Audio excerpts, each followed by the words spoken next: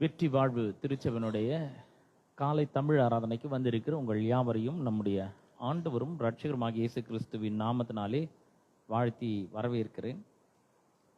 இன்றைக்கு ஒரு குறுந்தொடரை ஆரம்பிக்கலாம் என்று இருக்கிறேன். குறுந்தொடர்னா 1-2 வாரங்கள்ல முடிஞ்சிடும், அது ஈஸியாக ஞாபகம் வச்சுக்கலாம். ஸோ இன்றைக்கு என்னுடைய பிரசங்கத்தினுடைய தலைப்பு காரியங்கள் வாய்க்கும். நம்ம நிறைய காரியங்களை வாய்க்கணும்னு விரும்புகிறோம். காரியங்கள் வாய்க்கும் அப்படின்னு சொன்னால் வெற்றி உண்டாகும், நல்ல வெற்றி நமக்கு கிடைக்கும். ஒரு வேத வசனத்திலிருந்து நான் ஆரம்பிக்கிறேன். இதனால ஞாபகம் வச்சுங்க, காரியங்கள் வாய்க்கும், அதை ஞாபகம் வச்சுங்க. நல்லா நம்ம பார்க்குற வசனங்கள் எல்லாமே அதன் அடிப்படையில் தான் இருக்கும். 2 நாளாகுமா 26ஆம் அதிகாரம் 5ஆம் வசனத்தை நான் வாசிக்க போகிறேன். 2 நாளாகும் 26ஆம் அதிகாரம் 5ஆம் வசனத்தை நான் வாசிக்கிறேன். 2 Chronicles chapter 26 verse 5 அதை வாசிக்க போகிறேன். நான் 2 நாளாகமத்தில் 26:5 வாசிக்கிறேன். தேவனுடைய தரிசனங்களில் புத்திமானாய் இருந்த சகரியாவின் நாட்களிலே தேவனை தேட மனதிணங்கி இருந்தான். அவன் கர்த்தரை தேடின நாட்களில் தேவன் அவன் காரியங்களை வாய்க்கச் செய்தார். இதை தான் நம்ம பார்க்குறோம். காரியங்கள் வாய்க்கும் என்பதை தான் நாம் இங்கே பார்க்க போகிறோம். இந்த வேத பகுதி உசியா ராஜாவை பற்றி சொல்லுகிறது. உசியா ராஜா அவன் தகப்பனாகிய அமத்சியாவின் ஸ்தானத்திலே ராஜாவாக்கப்படுகிறான். அவன் ராஜாவாகிற போது 16 வயசு. பாருங்க, 16 வயசுல அவன் ராஜ மேன்மையை அடைந்தான். ராஜாவாயிட்டான். 16 வயசுல அவன் ராஜாவாக ஆயிடான். எத்தனை வருஷம் அவன் அரசாண்டான்னா 52 வருஷம் அவன் எருசலேமில் அரசாண்டான். 4ஆம் வசனம் சொல்வது, அவன் தன் தகப்பனாகிய அமத்சியா செய்தபடியெல்லாம் கர்த்தரின் பார்வைக்கு செம்மையானதை அவன் செய்தான் என்று நாம் வேதத்திலே வாசிக்கிறோம். கர்த்தருடைய பார்வைக்கு அவன் செம்மையானவைகளை செய்கிறவனாய் இருக்கிறான். செம்மையானது செஞ்சது மட்டும் கிடையாது, அவன் சகரியாவின் நாட்களிலே தேவனை தேட மனதிணங்கி இருந்தான். கர்த்தரை தேடனான். பாருங்க, he seeks the Lord. அவன் கர்த்தரை தேடினான். பாருங்க, தேவன் நம்மளை தேடி வந்தாரு. ஆனா இந்த ராஜா உசியா ராஜா பாத்தீங்கன்னா கடவுளை தேடணும் அப்படிங்கிற ஒரு எண்ணம் உடையவனா இருந்தான். அப்படின்னா என்ன அர்த்தம்னா, கடவுளை தன்னுடைய வாழ்க்கையிலே முதலாவதாக வைத்தான். கர்த்தரை தேடினான் அப்படின்றதுக்கு இன்னொரு மொழியாக்கம் ஈஸி டு ரீட் வெர்ஷன், தமிழ்ல ஈஸி டு ரீட் வெர்ஷன்ல சொல்லப்பட்டிருக்குது. என்ன சொல்லப்பட்டிருக்குதுன்னா, கர்த்தரை தேடினான்னா கர்த்தரை அவன் தேவனை பின்பற்றினான். சகரியாவின் வாழ்நாளிலே உசியா தேவனை பின்பற்றினான். தேவனை பின்பற்றினான் என்ன? He obeyed God. அவன் தேவனுக்கு கீழ்ப்படிந்தான். அப்புறம் கர்த்தரை தேடுறான், அப்புறம் கர்த்தருக்கு கீழ்ப்படுகிறான், கர்த்தரை ஃபாலோ பண்றான். அப்படின்னா என்ன அர்த்தம்னா, எப்படி தேவனுக்கு மரியாதை செலுத்துவது என்பதை பற்றி, தேவனுக்கு எப்படி கீழ்ப்படுகிறது என்பதை பற்றியும் சகரியா அவனுக்கு சொல்லிக் கொடுக்குறான். சகரியா ஒரு நல்ல அட்வைசர். சகரியா ஒரு நல்ல ஆலோசனைக்காரர் உசியா ராஜாவுக்கு. எல்லா ராஜாக்களும் பார்த்தீங்கன்னா இப்போ கூட இருக்கிற அரசாளுகிற பெரிய ஸ்தானத்தில் இருக்கிறவங்கலாம் பார்த்தீங்கன்னா அட்வைசர் வச்சுக்குவாங்க. அரசியல் ஆலோசகர்கள் இருக்கிறார்கள், நல்ல ஆலோசனைகளை கொடுக்கிற மக்கள் இருக்கிறாங்க. அந்த மாதிரி உசியா ராஜாவுக்கு சகரியா அவன் நல்ல ஒரு ஆலோசனைக்காரனா இருக்கிறான். அவன் ஆலோசனை சொல்றான். என்ன சொல்றான்னா, கர்த்தரை தேடு, கர்த்தரை பின்பற்று, கர்த்தருக்கு கீழ்ப்படி, அவருக்கு மரியாதை செலுத்து என்பதை அந்த ஆலோசனைக்காரன் சகரியா உசியா ராஜாவுக்கு சொல்லி கொடுக்கிறதை பார்க்கிறோம். அப்புறம் இந்த வசனம் சொல்றது, உசியா கர்த்தரிடம் கீழ்ப்படி இருந்த வரை தேவனும் அவனுக்கு வெற்றியை தந்தார். காரியங்கள் வாய்க்கும் அப்படின்னு சொன்ன என்ன அர்த்தம்னா, வெற்றி. எல்லா காரியங்களிலேயும் ஒரு பெரிய வெற்றியை கர்த்தர் நமக்கு தருகிறவராய் இருக்கிறார். காரியங்கள் நிச்சயமாக வாய்க்கும். படிப்பு காரியங்கள் நிச்சயமா படிப்புல ஒரு பெரிய வெற்றியை தருவார். அந்த காரியம் வாய்க்கும், படிக்கிற காரியங்கள் வாய்க்கும். அப்புறம் திருமண காரியங்கள் அது வாய்க்கும். திருமணத்துல கர்த்தர் ஒரு பெரிய வெற்றியை நிச்சயமாய் தருவார். வேலையில ஒரு பெரிய வெற்றியை கர்த்தர் தருவார். பாருங்க, வேலை இன்னைக்கு வந்து ரொம்ப கடினமான ஒரு காரியமா இருக்குது. வேலை செய்யறதுன்றது வேலைக்கு ஜாயின் பண்ணிடலாம், ஆனா ரிட்டையர்ட் ஆகிறது ரொம்ப கஷ்டம். நீங்க முன்னெல்லாம் பாத்தீங்கன்னா ஒரு கம்பெனியில போய் வேலைக்கு ஜாயின் பண்ணா அவங்க அதே கம்பெனில 30 வருஷம் 40 வருஷம் அங்கே இருந்து வேலை செஞ்சு ரிட்டையர்ட் ஆவாங்க. ஆனா இப்போ எப்ப வேலை போகணும்னு சொல்லவே முடியாது. ஆனா கர்த்தரை தேடும் பொழுது, கர்த்தருக்கு கீழ்ப்படியும் பொழுது, கர்த்தரை பின்பற்றும் பொழுது அவர் நமக்கு வெற்றியை தருகிறவராய் இருக்கிறார். நிறைய பேர் பாத்தீங்களா, எதிர்காலம் ஒரு பெரிய ஒரு கேள்விக்குறியா இருக்குது. எப்படி நம்ம எதிர்காலத்தை எப்படி அமைத்துக் கொள்வது? முதல்ல நல்லா படிக்கணும், அதுக்கப்புறம் படிப்புக்கு ஏற்ற வேலை கிடைக்கணும், வேலையில நல்ல வருமானம் வரணும், அதுக்கப்புறம் நல்ல திருமணம் வாய்க்கணும், திருமணத்துல ஒரு பெரிய வெற்றி கிடைக்கணும், நமக்கு ஏற்ற ஒரு வாழ்க்கை துணை கிடைக்கணும், அதுக்கப்புறம் அந்த துணையோடு பல ஆண்டுகள் ஒன்றாக இணைந்து வாழ வேண்டும். எவ்வளவு பிரச்சனைகள் வந்தாலும், எவ்வளவு சவால்கள் வந்தாலும், எவ்வளோ போராட்டங்கள் வந்தாலும் அந்த துணையோடு இணைந்து வாழ வேண்டும், வாழ்க்கையை அர்ப்பணிக்கணும். இதுக்கெல்லாம் வெற்றி ரொம்ப முக்கியம். பாருங்க, திருமண வாழ்க்கையில் வெற்றி ரொம்ப முக்கியமானதா இருக்கிறது. வெற்றி எடுக்கணும். அப்ப எதிர்காலத்தை தேடுக்கணும். நல்ல எதிர்காலம் அமையணும். என்ன பண்ணும்? கர்த்தர் தான் அந்த வெற்றியை நமக்கு தர முடியும். கர்த்தர் தான் காரியங்களை வாய்க்க பண்ண முடியும்.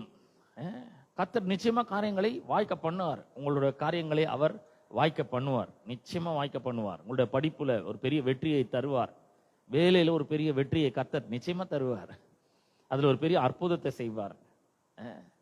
அதுக்கப்புறம் திருமண வாழ்க்கையில் கர்த்தர் ஒரு பெரிய அற்புதத்தை செய்வார். நிறைய பேர் திருமணத்துக்கு காத்து கொண்டிருக்கலாம், இந்த பிரசங்கத்தை கேட்டு கொண்டிருக்கலாம். கர்த்தர் நிச்சயமா அதுல ஒரு பெரிய வெற்றியை அவர் நிச்சயமா தருவார், கண்டிப்பா. அது மட்டும் இல்ல, வேலையிலும் ஒரு பெரிய வெற்றியை அவர் தருகிறவராய் இருக்கிறார். வேலையில ஒருவேளை உங்களுக்கு பிரச்சனை இருக்கலாம், ஆனா அது மேல ஒரு பெரிய வெற்றியை கர்த்தர் உங்களுக்கு தருகிறவராய் இருக்கிறார். சரி, இப்போ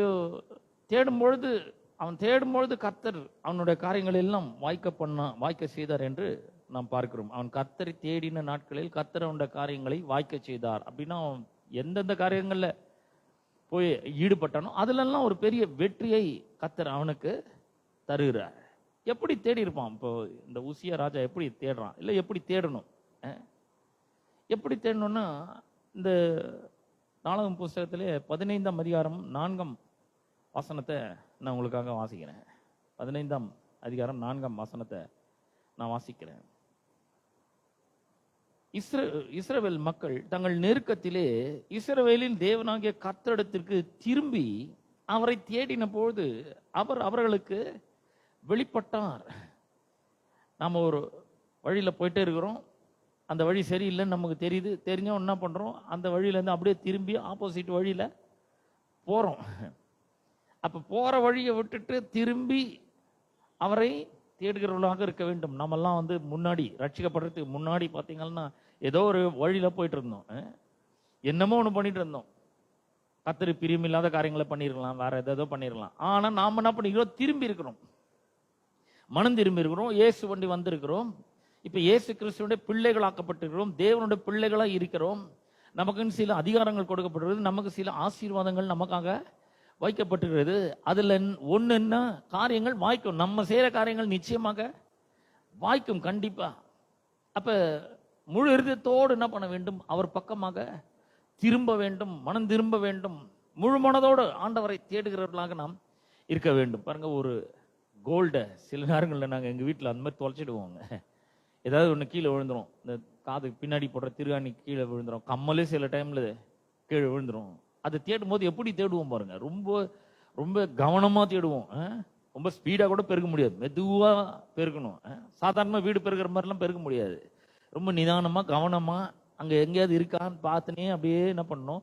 தொடப்பத்தை நல்லா படிய வச்சு நம்ம பெருக்கணும். அப்படிதான் தேடுறோம்.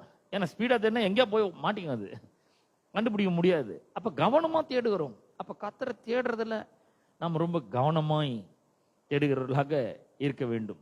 இந்த கோல்டையே எப்படி தேடுறோமே, சரி பணம் போயிடுது வச்சுங்க. ஒரு முறை அப்படிதான் என்னுடைய அந்த பேண்ட் பாக்கெட்ல இருந்து ஒரு 500 ரூபாய் காணும். அது எங்க போச்சுன்னே தெரியல. நான் எப்பவுமே பணத்தை மிஸ் பண்ணதே கிடையாது. இந்த 500 ரூபாய் காணுமே, இந்த ஒரே நோட்டு 500 ரூபாய் வச்சிருந்தேன் காணுமே, என்ன எப்படி காணாம போயிருக்கோம், எப்படி நான் எந்த செலவும் பண்ணலையே, எப்படி காணாம போயிருக்கோம் யோசிச்சுட்டே இருந்தேன் நான். அப்ப ஒரு வாரம் 10 நாள் ஆன பிறகு பாத்தீங்கன்னா கார்ல நான் உட்கார்ற சீட்டு பக்கத்துல அந்த நோட்டு கீழே விழுந்துருந்தது. எனக்கு ஒரே சந்தோஷம், அது கிடைச்ச உடனே ரொம்ப பெரிய சந்தோஷம் ஆயிடுச்சு. அப்பா நம்ம தொலைக்கல, நம்ம கையில கிடைச்சிடுச்சு அப்படின்னு. பணத்தை தேடுறோம், அப்புறம் நல்ல வேலையை தேடுறோம், நல்ல பள்ளிக்கூடத்தை தேடுறோம், நல்ல வாத்தியாரங்களை தேடுறோம், டீச்சருக்கு நல்ல டீச்சர்கிட்ட போய் நம்ம ட்ரெயினிங் எடுக்கணும். அப்புறம் ஏதாவது ஒரு ப்ரொஃபஷனல் கோர்ஸ்னா நல்ல காலேஜை தேடுறோம், ஏதாவது ஒரு மொழியை கற்றுக்கொள்ளணும்னா சிறந்த கல்லூரியை நம்ம தேடுறோம், நல்ல வெப்சைட்டு போகணும், நல்ல ஆன்லைன் கோர்ஸை போய் ஜாயின் பண்றோம், தேடுறோம், போய் முதல்ல சர்ச் பண்றோம். இதெல்லாம் பொண்ணு, அப்புறம் பணம், மற்ற காரியங்கள் எல்லாம் இவ்வளவு தேடுறோமே, கவனமா கத்தரை தேடுறது எப்படி தேடுறோம்னு கொஞ்சம் யோசிச்சு பார்க்கணும். நம்ம கத்தரை தேடுறோமா, முதலாவது தேட வேண்டும், கத்தரை தேடுகிறவர்களாக இருக்க வேண்டும். தேடுறதுன்னா என்ன, ஃபாலோ பண்ணணும். தேடுறதுன்னா என்ன, அவருக்கு கீழ்ப்படிய வேண்டும். தேடுறதுன்னா என்ன, அவருக்கு பிரியமானதை செய்கிறவர்களாக நாம இருக்க வேண்டும். தேடணும், முழு இருதயத்தோடு ஆண்டவரை தேடணும். இதையே எவ்வளவு தேடணும், கவனமா தேடணும்னா மெய்ப்பொருளாக இயேசு கிறிஸ்துவை எப்படி தேடணும்னு கொஞ்சம் யோசிச்சு பாருங்க. லூக்கா 15ஆம் அதிகாரத்துல 3 பேர் தேடுறத அங்க நம்ம பாக்குறோம். ஒருத்தன் ஒரு ஆட்டுக்குட்டியை தொலைச்சிடறான். 100 ஆடு இருந்துச்சு, 1 தொலைஞ்சு போச்சு. 1 தொலைஞ்சு போன உடனே இந்த 99 இன்னொருத்தர்கிட்ட விட்டுட்டு இந்த ஒரு ஆடை தேடி, காணாம போன ஒரு ஆடை தேடி சுத்தி அலைகிறான். காடு மேடு மலை எல்லாம் ஏறி அலைகிறான். கடைசியில அந்த ஆட்டை கண்டுபிடிக்கிறான். போய் எப்படி தேடி இருக்கணும் பாருங்க. காது ரொம்ப கூர்மையா வச்சிருக்கணும், கண்ணு ரொம்ப கவனமா பார்த்துருக்கணும், ஏதாவது சவுண்டு கேட்குதா, இந்த ஆட்டினுடைய சவுண்டு கேட்குதான்னு பார்த்துக்கணும். அப்படிதான் தேடி இருப்பான், இல்லைன்னா கண்டுபிடிச்சிருக்க முடியாது. நல்லா போய் தேடுறான், தேடி கண்டுபிடிச்ச உடனே அதை தூக்கி அதை தோல் மேல போட்டுக்கொண்டு சந்தோஷமா திரும்பி வரான். தன்னுடைய சிநேகிதரெல்லாம் கூப்பிடுறான், எப்ப என் ஆடு ஒண்ணு காணாம போயிடுச்சு, இப்ப கண்டுபிடிச்சிட்டேன், வாங்க என்னோட கூட சேர்ந்து சந்தோஷப்படுங்க அப்படின்னு சொல்றான். அப்புறம் ஒரு ஸ்திரீ ஒரு வெள்ளி காசை தொலைச்சிடுறாங்க. அதை போய் தேடுறாங்க, வெள்ளி காசை தேடுறாங்க. ஆடாவது பரவாயில்ல, ரொம்ப பெருசு, வெள்ளி காசு ரொம்ப சின்னது இல்லையா, இதை போய் தேடணும். இப்போ ரொம்ப கவனமா தேடுறான். தேடி கண்டுபிடிச்சு அப்புறம் பக்கத்து வீட்டுல எல்லாம் கூப்பிட்டு சொல்றேன், நான் மாதிரி காணாம போச்சு இந்த வெள்ளி காசை நான் கண்டுபிடிச்சிட்டேன். அப்புறம் ஒரு அப்பாவுக்கு 2 பிள்ளைங்க இருந்தாங்க, அதுல ஒருத்தன் காணாம போயிட்டான். அவன் அப்பா விட்டு தூரமா போயிட்டான். அவன் என்ன பண்றான், புத்தி தெளிந்து திரும்பவும் வருகிறான். வந்தோன்னா அப்பாவுக்கு ஒரே பெரிய சந்தோஷம். எப்படி தேடுறாங்கன்னு பாருங்க. ஆண்டவர் கூட நம்மளை தேடி வந்தார். நம்ம எங்கேயோ கடந்தோம், நம்ம ஜெபம் பண்ணல, ஆண்டவர் நம்மளை தேடி வந்தார். தேடி நம்மளை கண்டுபிடிச்சு அவருடைய விலையேற பெற்ற ரத்தத்தினால நம்மளை கழுவி சுத்தமாக்கி பரிசுத்தமாக்கி நீதிமானாக்கி அவரோடு கூட உட்கார வச்சிருக்கிறார் பாருங்க சிங்காசனத்துல. எவ்வளவு ஒரு அற்புதம். அவரோடு கூட அமர வைத்திருக்கிறார். அப்ப அவர் நம்மளை கண்டுபிடிச்சிருக்கிறார். கண்டுபிடிச்சு சந்தோஷப்பட்டு கொண்டு இருக்கிறோம். ஆனா வெறும் ரட்சிக்கப்பட்டிருந்தா மட்டும் போதுமா? இல்ல, போதாது. ரட்சிக்கப்பட்ட பிற்பாடு அந்த ஆசீர்வாதங்களை நாம் அனுபவிக்கிறவர்களாக இருக்க வேண்டும். நம்முடைய காரியங்களிலே வெற்றியை எடுக்கிறவர்களாக இருக்க வேண்டும். படிப்பு, வேலை, திருமணம், குடும்ப வாழ்க்கை, பொருளாதாரம், இது மேலெல்லாம் ஒரு பெரிய வெற்றியை நாம் எடுக்கிறவர்களாக இருக்க வேண்டும். இப்ப பாருங்க, அதை ஆண்டவர் விரும்புகிறார். நம்ம வெற்றி பெற வேண்டும் என்று விரும்புகிறார். அப்ப இந்த மாதிரி ஆண்டவரை தேடும் பொழுது நமக்கு உசியாவுக்கு கிடைச்ச ஆசீர்வாதங்கள்லாம் என்ன அப்படின்றத பார்த்தாக்கா, நம்முடைய வாழ்க்கையில் நமக்கு கிடைக்கிற ஆசீர்வாதங்கள் என்ன, இதெல்லாம் நம்மளும் பெற்றுக்கொள்ளலாம் என்பதை நாம் அறிந்து கொள்ள முடியும். முதலாவது உசியாவுக்கு என்ன கிடைச்சது? உசியா ராஜா பாருங்க, 16 வயசுலேயே, ரொம்ப இளம் பிராயம். 16 வயசு என்றது ரொம்ப ரொம்ப இளமை பருவம். அந்த இளமை பருவத்துல 16 வயசுல ராஜா போயிட்டு கடவுளை தேடுறான். அவனுக்கு இப்போ எதிர்காலத்தை யாராவது கிட்ட நல்ல ஆள்கிட்ட ஒப்படைக்கணும், ஆண்டவர்கிட்ட ஒப்படைக்கிறான், அவனுடைய டீச்சர்கிட்ட ஒப்படைக்கிறான். இந்த வசனத்தை நான் ஒரு சில மொழியாக்கங்கள்ல வாசிக்க விரும்புறேன். நான் முதல்ல மெசேஜ் டிரான்ஸ்லேஷன்ல நான் இந்த வசனத்தை உங்களுக்காக வாசிக்கிறேன். இந்த மெசேஜ் டிரான்ஸ்லேஷன்ல ஏன் வாசிக்கிறேன்னா, அதுல கொஞ்சம் டிஃப்ரெண்டா வருது, அதுக்காக தான் நான் அதை வாசிக்கிறேன். இந்த 2 நாளாகம 26ஆம் அதிகாரம் 5ஆம் வசனத்தை 4-5 வசனங்களை வாசிக்கிறேன்.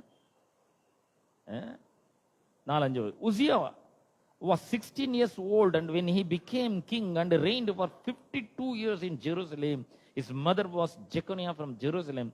He behaved well in the eyes of God, following the footsteps of his father Amaziah. He was a loyal seeker of God. நேர்மையா கர்த்தரை பின்பற்றுகிறான். பாருங்க, ரொம்ப இதுல ரொம்ப வித்தியாசமா சொல்லப்படுது. நேர்மையாக கர்த்தரை பின்பற்றுகிறான். இப்ப வாசிக்கிறேன் பாருங்க. இப்போ இந்த வசனத்தை, he was well trained, நன்றாக பயிற்சி அளிக்கப்பட்டான். யார் மூலமாக? by his pastor. இதுல அப்படியே வந்திருக்கு பாருங்க. by his pastor and teacher Zechariah, to live in reverent obedience before God. கர்த்தருக்கு முன்னாடி பயபக்தியோட கீழ்ப்படிதலோடு நடக்கணும்னு சொல்லி அவருடைய பாஸ்டரும் டீச்சரும் ஆகிய ஜக்கரியா என்ன பண்ணிக்கிறார்னா நன்றாக பயிற்சி அளித்திருக்கிறார். And for as long as Zechariah lived, Uzziah lived a godly life. தேவ பக்தியோட வாழ்ந்திருக்கிறான் பாருங்க. And God prospered him. அவனை கர்த்தர் செழிக்க செய்தார். கர்த்தர் செழிக்க செய்தார். நமக்கு எல்லாருக்குமே செழிப்பு ரொம்ப அவசியம், ரொம்ப முக்கியம். செழிப்பு நம்ம கண்டிப்பா செழிக்கணும். தரித்திரமா இருக்கக்கூடாது, ஏழ்மையில இருக்கவே கூடாது, வறுமையில வாடவே கூடாது. செழிப்பு ரொம்ப முக்கியம். ஆனா இங்க பாத்தீங்கன்னா கர்த்தர் தான் செழிக்க வைக்கிறாரு. அது மட்டும் இல்ல, அந்த பாஸ்டர் வந்து நல்லா டீச் பண்றாரு. கர்த்தருடைய வார்த்தையை நல்லா போதிக்கிறவராய் இருக்கிறார். கர்த்தருடைய வார்த்தையை கவனமா கேட்கிறவனா உசியா ராஜா இருந்தான். ஆகவே அவனுடைய வாழ்நாள் முழுவதும் அவன் செழித்து கொண்டே இருந்தான். அவன் வாழ்நாள் முழுவதும் கர்த்தருடைய காரியங்களை வாய்க்க செய்தார். வெற்றி பெற்று கொண்டே இருந்தான். வெற்றி மேல வெற்றி பெற்று கொண்டே இருந்தான். கர்த்தரை தேடினதுனால அவனுக்கு என்னென்னலாம் ஆசீர்வாதங்கள் வருதுன்றத ஒவ்வொன்றும் நம்ம பார்ப்போம். முதல்ல 6ஆம் வசனத்தை நான் வாசிக்கிறேன். 26:6 வாசிக்கிறேன். 2 நாளாகமும் 26ஆம் அதிகாரம் 6ஆம் வசனத்தை வாசிக்கிறேன். அவன் புறப்பட்டு போய் பெலிஸ்தரோடு யுத்தம் பண்ணி காத்தின் அலங்கங்களையும் யப்னேயின் அலங்கத்தையும் அஸ்தோத்தின் அலங்கத்தையும் இடித்து போட்டு அஸ்தோத் நாட்டிலும் பெலிஸ்தர் கொள்ளும் பட்டணங்களை கட்டினான். பாருங்க, இங்க ரொம்ப அற்புதமா சொல்லப்படுகிறது. என்ன மாதிரி வெற்றி எல்லாம் கொடுக்குறாரு பாருங்க ஆண்டவர். முதல்ல ஏற்கனவே 16 வயசுல ராஜா வந்து ஒரு பெரிய வெற்றி இல்லையா? அங்க போய் இந்த 16 வயசுல அவனுக்கு இவ்வளவு ஜனங்களை அரசாடணும். வந்து அந்த காலத்துல எல்லாம் ராஜா தான் ஜட்ஜு மாதிரி இருப்பாரு. வேற ஜட்ஜ் எல்லாம் இருக்க மாட்டார், ராஜா தான் ஜட்ஜ். அங்க அவர் நிறைய விசாரணை செய்யணும், நிறைய கரெக்டான ஆள் யார் கரெக்ட் யார் தப்புன்ற கண்டுபிடிக்கணும். நிறைய ஞானம் வேணும், நிறைய அறிவு வேணும், நிறைய திறமைகள் ரொம்ப அவசியம். சும்மா போய் ஒரு நாட்டை ஆள முடியாது. அப்ப அவனுக்கு வேண்டிய தெய்வீக ஞானத்தை ஆண்டவர் தர்றார். வெற்றி பெறணும் அவனு அப்படின்றதுனால தெய்வீக ஞானத்தை அவர் தருகிறார். தெய்வீக ஞானத்தை தந்து அவனை ராஜாவாக்குறதே ஒரு பெரிய ஒரு வெற்றி தான். ஆனா அதுக்கப்புறம் அவன் சும்மா இல்லை, சரி நம்ம ராஜா ஆயிட்டோம் இதுக்கப்புறம் என்ன அப்படின்னு சொல்லி அவன் சும்மா இல்லை. கடவுள் செழிக்க வைக்கிறார், கடவுள் வெற்றியை தருகிறார், காரியங்களை வாய்க்க செய்கிறார் என்பதை அவன் அறிந்து கொண்ட பிற்பாடு அவன் என்ன பண்றான், புறப்பட்டு போய் பெலிஸ்தரோடு யுத்தம் பண்ணி காத்தின் அலங்கத்தையும் யப்னேயின் அலங்கத்தையும் அஸ்தோத்தின் அலங்கத்தையும் இடித்து போடுகிறான். அந்த நாட்டிலெல்லாம் வந்து என்ன பண்றான், பெலிஸ்தருக்குள்ள பட்டணங்களை கட்டினான். இவன் போய் சிட்டிங்களாம் கட்டினான். இப்ப நான் ஆங்கில வேதாந்தத்தில் வாசிக்கிற மாதிரி, he ventured out and fought the Philistines, breaking into the fortress. இந்த கோட்டை சுவர்களெல்லாம் தகர்த்தெறிஞ்சு உள்ள போறான் அவன்.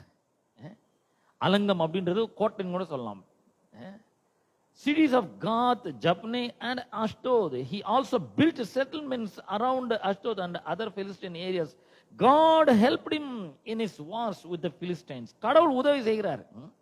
7ஆம் வசனத்தை நம்ம வாசிக்கும் பொழுது, பெலிஸ்தரும் கூர்பாகாலில் கூடியிருக்கிற அரபியரும் மெகுனியரும் வெல்ல தேவன் அவனுக்கு துணை நின்றார். வெற்றி பெறத்துக்கு கடவுளை துணை நிற்கிறார். யாருக்கு? இந்த உசியா ராஜாவுக்கு. ஏன்னா அவன் கடவுளை தேடுறான் பாருங்க, நேர்மையா தேடுறான். Loyal seeker of God. எவ்வளவு நேர்மையா தேடி இருக்கான் பாருங்க. தேடும் போது கர்த்தர் என்ன பண்றாரு, காரியங்களை எல்லாம் வாய்க்கை செய்யறார். இவன் என்ன பண்றான்னா, புறப்பட்டு போய் கடவுள் கூட இருக்கிறாருன்னு தெரிஞ்சு போச்சு. நல்ல ஒரு பாஸ்டர் இருக்கிறார், நல்ல ஒரு டீச்சர் இருக்கிறார், அவர் நல்ல ஆலோசனைகள் எல்லாம் கொடுக்குறாரு. ஆலோசனை கொடுக்கும் போது கேட்டு அவனை பண்ற செயல்பட ஆரம்பிக்கிறான். நிறைய பேர் பாருங்க, அநேகர் வந்து நம்ம திருச்சபைக்கு வருகிறோம், இங்க சொல்றத வந்து ஏதோ ஒரு கேட்கிறோம், ஆனா அதுபடி செயல்படுறோம் அப்படின்றத எடுத்துக்கொள்ளும் போது அது கொஞ்சம் யோசிக்க வேண்டிய விஷயமா இருக்குது. செயல்படுறோமா அப்படின்றத நம்ம கவனிச்சு பார்க்கணும். இங்க சொல்றதின் அடிப்படையில் நம்முடைய வாழ்க்கையை மாற்ற வேண்டும். சொல்றதை எடுத்து வாழ்க்கையில் என்ன பண்ண வேண்டும்? நடைமுறைப்படுத்த வேண்டும். கடவுளை தேடணும்னா தேட ஆரம்பிக்கணும். நம்ம முழுத்தோடு தேடணும்னு சொல்லி இருக்குது, நிறைய சொல்லி இருக்குது. அப்ப இங்க சொல்லி கொடுக்கிற காரியங்களை நாம் கவனிக்க வேண்டும், நன்றாக கவனிக்க வேண்டும். உசியா நல்லா கவனிக்கிறான். அவன் ராஜா தான், இவன் டீச்சர் பாஸ்டரு, ஆனா இவன் சொல்றத நல்லா கவனிக்கிறான், அது மாதிரி நடக்கிறான். என்ன பண்றான்? புறப்பட்டு போறான், யுத்தம் பண்றான், கடவுளே துணை நிக்கிறாரு. ஜெயிக்கணும்ன்ற ஒரு எண்ணம் இவனுக்கு இருக்கு. அதனால நம்ம இவனுக்கு துணை இருப்போம் அப்படின்னு சொல்லிட்டு கடவுளை என்ன பண்றாரு? துணை இருக்கிறாரு. அவன் என்ன பண்றான்? போய் பெரிய பெரிய கோட்டை சோறுகள் எல்லாம் தகர்க்கிறான். பாருங்க, நம்ம முன்னேற முடியாதபடி, நம்முடைய லட்சியங்களை சென்று அடைய முடியாதபடி, நம்ம செழிக்க முடியாதபடி பிசாசு பல தடைகளை நமக்கு கொண்டு வருகிறான். பாருங்க, நிச்சயமாவே இதெல்லாம் நடக்குது வாழ்க்கையில. இதெல்லாம் நம்ம நல்லா புரிந்து கொள்ள வேண்டும். கர்த்தருடைய பிள்ளைகள் தான் நம்ம. கர்த்தர் நம்மளை பாதுகாக்கிறாரு. ஆனா பிசாசு என்ன பண்றான்னா பல எண்ணங்களை நமக்கு கொண்டு வரணும். மனதுல பெரிய பெரிய கோட்டைகளை, மன தடைகளை உண்டு பண்ணுகிறான். உன்னால ஜெயிக்க முடியாது, உன்னால வாழ்க்கையை சரியா வாழ முடியாது, உனக்கு ஒரு நல்ல எதிர்காலம் இருக்காது, உனக்கு வேலை போயிடும், குடும்பம் பிரிஞ்சிடும், எல்லாம் உனக்கு குடும்பத்துல எல்லாமே உனக்கு விரோதமா ஆப்போசிட்டா இருக்காங்க. இந்த மாதிரி மன தடைகளை அவன் கொண்டு வருகிறான். பலருக்கு பார்த்தீங்கன்னா அவங்க ஆண்டவரோட பிள்ளையா இருப்பாங்க, ஆண்டவர் ரொம்ப நேசிப்பார் அவங்கள, அவங்களோட நல்லா பேசுவார், அடிக்கடி பேசுவார் ஆண்டவர் அவங்களோட. ஆனா அவங்களோட வாழ்க்கையில பார்த்தீங்கன்னா பயம் இருக்கும். பயம்ன்றது ஒரு பெரிய அரண் மாதிரி இருக்கும். கவலை அது ஒரு பெரிய அரண் மாதிரி இருக்கும். இதெல்லாம் தகர்த்தெறியணும். அது கடவுள் நமக்கு துணை நிற்பார் கண்டிப்பா. கர்த்தர் அதுக்கெல்லாம் நமக்கு துணை நிற்கிற. உசியா ராஜாவுக்கு துணை நின்னுகிறார் பாருங்க. அப்படி அந்த அலங்கத்தை இடிச்சு புதிய பட்டணங்களை கட்டுறான். இதெல்லாம் ஜெயிக்கிறதுக்கு கடவுள் உதவி செய்கிறவராய் இருக்கிறார். எதிரிகள் என்ன பண்றாங்கன்னா காம்பவுண்ட் வாலை கட்டி வைக்கிறாங்க. அலங்கம்னா காம்பவுண்ட் வால்ஸ். உங்களுக்கு ஞாபகம் இருக்கா? எரிகோ மதில எப்படி கட்டி வச்சிருந்தாங்க பாருங்க. ஒரு ஆள் கூட உள்ளவும் போக முடியல, வெளியும் வர முடியல. வாழ்க்கையில் ஏதாவது சாதிக்கணும்ன்ற ஒரு பெரிய லட்சியத்தை எடுத்து உள்ள வச்சிருப்போம். கடவுள் ஏதோ ஒரு பெரிய காரியத்துக்காக நம்மளை ஊழியத்துக்கு அழைச்சிருப்பாரு.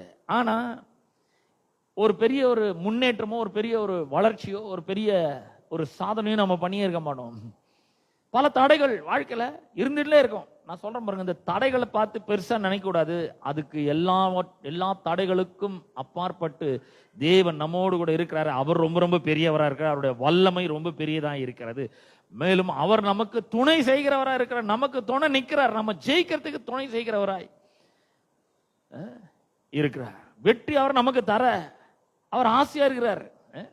பாருங்க, எனக்கு 2 பிள்ளைங்க இருக்காங்க. என் 2 பிள்ளைங்க படிப்புல வெற்றி, வேலையில வெற்றி, வாழ்க்கையில வெற்றி பெற்ற எனக்கு எவ்வளவு பெரிய சந்தோஷம் இருக்கும் பாருங்க. அதை விவரிக்கவும் முடியாத அளவுக்கு பெரிய சந்தோஷம் இருக்கும். என் பிள்ளைங்க ரொம்ப நல்லா வராங்க, நல்லா படிக்கிறாங்க, நல்ல வேலை கிடைக்கும், நல்லா சம்பாதிக்கிறாங்க, வாழ்க்கையில நல்லா இருக்காங்கன்னும் போது எனக்கு ஒரு பெரிய சந்தோஷம் அது. அதே போலதான் பாருங்க, நம்ம ஆண்டவருடைய பிள்ளைகளா இருக்கிறோம். நாம வாழ்க்கையில ரொம்ப நல்ல நிலைமைக்கு வர்றதை பார்த்து அவர் ரொம்ப சந்தோஷப்பட்டுக்கிறார், வரணும்னு விரும்புறாரு, அதுக்கு துணை செய்கிறார். இப்ப என் பிள்ளைகள் என்னோட உதவி இல்லாம அவங்க படிச்சிட முடியாது, என்னோட உதவி இல்லாம போய் வேலையை தேட முடியாது. அதுக்கு எல்லாத்துக்கும் நான் உதவி செய்யறேன், துணை நிக்கிறேன். அவங்க சொல்லுவாங்க, அப்பா இவ்வளவு ஃபீஸ் கட்டணும், ஓகே கட்டுறேன் அப்படின்னு துணை நிக்கிறேன் நான். கர்த்தர் அதே மாதிரி நமக்கு துணை நிற்கிறாருங்க. நான் சொல்றேன், உங்களுக்கு துணை நிற்கிறார் கர்த்தர். நீங்கள் ஜெயிக்கிறதுக்கு அவர் உங்களுக்கு துணையா இருக்கிறார். இந்த வாழ்க்கை பிரச்சனைகளை ஜெயிப்பதற்கு அவர் உங்களுக்கு துணை நிற்கிறார். நம்ம என்ன பண்ண புறப்பட்டு போகணும். கர்த்தர் என்னோட கூட இருக்கிறாருன்னு சும்மா பயந்து உட்காந்துனே இருக்கக்கூடாது. சில பேர் ஜனங்கள் பாத்தீங்கன்னா இந்த பெலிஸ்தர் யுத்தம் பண்றதுக்கு வராங்க. பெலிஸ்தர் எல்லாம் கம்முன்னு இருக்காங்க. ஆனா அதுல ஒரே ஒருத்தன், கோலியாத்தன் ஒருத்தன் எழும்பி இரவு பகல் காலையிலயும் சாயங்காலம் 40 நாள் இதே மாதிரி அவங்களை பயமுறுத்தி கொண்டு இருந்தான். நான் உங்களை என்ன பண்ணிடுறேன் பாருங்க, யாரா ஒருத்தன் வாங்க, ஒண்டி நில்லுங்க. எல்லாமே பயந்து இருந்தாங்க. கடவுள் கூட இருக்கிறார். ஆமா, இவங்கெல்லாம் உடன்படிக்கை மக்கள். ஆமா, உடன்படிக்கை பண்ணியிருக்கிறார் கர்த்தர். நான் உனக்கு வெற்றியை தருவேன், நான் உனக்கு துணை நிக்கிறேன், நான் உன்னை விட்டு விலக மாட்டேன், உன்னை கைவிட மாட்டேன், நீ போற இடத்தெல்லாம் உனக்கு வெற்றியை தரேன், கால் மிதிக்கிற இடத்தெல்லாம் நான் உனக்கு தரேன் அப்படின்னு சொல்லிக்கிறாரு. ஆனா இவன் கால் ஒரு அடி கூட எடுத்து வைக்கல. எவ்வளவு ஒரு எப்படி கொஞ்சம் யோசிச்சு பாருங்க. ஒரு அடி அவனை ஒருத்தன் எடுத்து வச்சிருந்தா கூட வெற்றியை தந்திருப்பாரு. ஆனா தாவீது வர வரைக்கும் ஒருத்தன் கூட எழுந்து புறப்படவே இல்லை. ஆனா உசியா எழுந்து புறப்பட்டு போய் பெலிஸ்தரோட யுத்தம் பண்ணி அந்த பட்டணங்களின் அலங்கங்களெல்லாம், கோட்டைகள் எல்லாம் தகர்த்து போட்டு, சுவர்கள் எல்லாம் தகர்த்து போட்டு உள்ள போய் எதிரிகளுடைய பட்டணங்களை இவன் போய் கட்டி கொண்டான். ஆமா, சில வேளைகளில் கடவுள் நமக்கு நடாத திராட்சை தோட்டங்களையும் கட்டாத பெரிய வீடுகளையும் நல்ல வஸ்துக்களால் நிரம்பிய வீடுகளை தராரு. உண்மைதான். நடாமல் நாட்டப்பட்டிருக்கிற திராட்சை தோட்டங்களையும் ஒலிவ தோப்புகளையும் தராரு. வெட்டாமல் வெட்டப்பட்டிருக்கிற துறவுகளை தராரு. அதெல்லாம் தராரு. ஆனா பல வேளைகளில் நாம என்ன பண்ண வேண்டும்?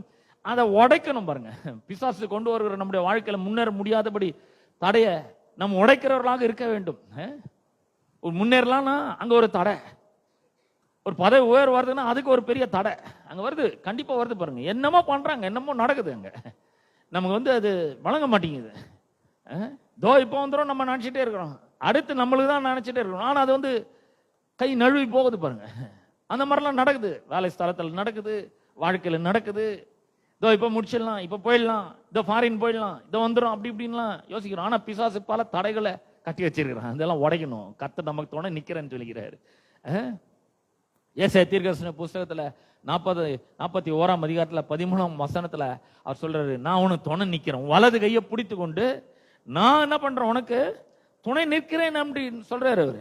ஏசாயா தீர்க்கதரிசன புஸ்தகத்துல நான் அந்த வசனத்தை உங்களுக்கு வாசிக்கிறேன். 41ஆம் அதிகாரத்துல 13ஆம் வசனத்தை வாசிக்கிறேன். உன் தேவனாகி இருக்கிற கர்த்தராகிய நான் உன் வலது கையை பிடித்து கொண்டு பயப்படாத, நான் உனக்கு துணை நிற்கிறேன் என்று சொல்லுகிறேன். கர்த்தர் எப்படி சொல்றாரு பாருங்க, வலது கையை பிடிச்சிக்கிறாரு. நான் சொல்றேன், கர்த்தர் உங்க வலது கையை பிடிச்சிருக்கிறாரு. ஏன்னா நீங்க அவருடைய பிள்ளைங்க. வலது கை பிடிச்சின்னு சொல்றாரு. எதுக்காவது நீ பயந்து நிற்கிறப்பா, பயப்படாத. ஐயோ இந்த வியாதி வந்துடுமா, நம்மளுக்கு வியாதி நம்மளை கொன்னுடுமா நினைச்சுக்கிறியா, பயப்படாத, நான் உனக்கு துணை நிக்கிறேன். அதை நீ ஜெயிக்க முடியும். என்ன நம்ப, என்ன தேடு, முழு இதயத்தோட தேடு. பயத்தை கொஞ்சம் இடம் கொடுக்க, கொஞ்சம் கூட இடம் கொடுக்காத, கவலைக்கு இடமே கொடுக்காத. நான் உன் கூட தான் இருக்கிறேன். கண்ணுக்கு தெரிய மாட்டேன், ஆனா உன் கூட இருக்கிறேன். I am with you always. I will never leave you and nor forsake you.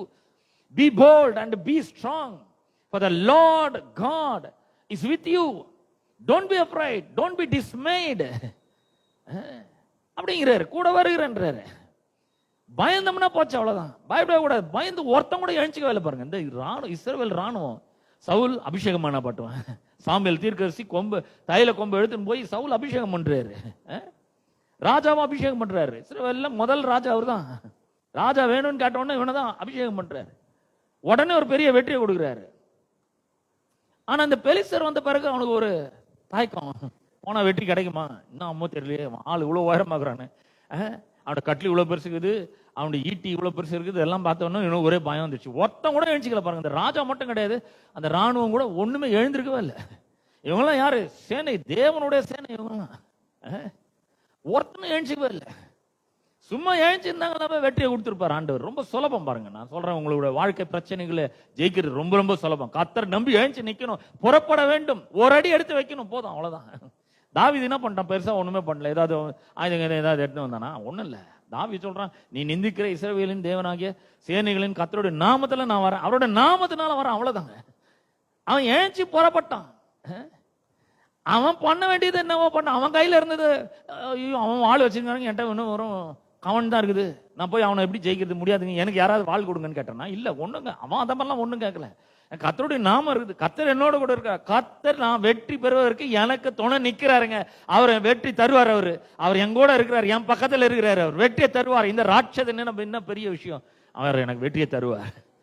நான் சொல்றேன், நீங்க பார்த்து பயப்படுற எல்லா விஷயத்திலும் அவர் உங்களுக்கு வெற்றியை தருகிறவருக்கு வல்லமுள்ளவராக இருக்கிறார். இதெல்லாம் நானா சொல்லல, உண்மையாவே அவர் சொல்லி இருக்கிறார். நீ யாரையாவது பார்த்து பயந்தினியா, அவங்களுக்கெல்லாம் நான் அப்படித்தான் செய்வேன் அப்படிங்கிறார். நான் இப்ப அந்த வசனத்துக்கு போக போறேன். ஒருவேளை நீங்க வியாதியை பார்த்து கலங்கி போயிருக்கலாம். நீங்க அந்த வியாதி, நான் என்னடா இது இந்த மாதிரி நமக்கு போய் இந்த மாதிரி ஒரு வியாதி வந்துச்சு, கலங்கி தவித்து கொண்டு வரலாம். நான் சொல்றேன், கர்த்தர் அதை வெல்றதுக்கு, வெற்றி பெறத்துக்கு உங்களுக்கு துணை நிற்கிறாருங்க. அதை ஞாபகம் வச்சுக்கோங்க.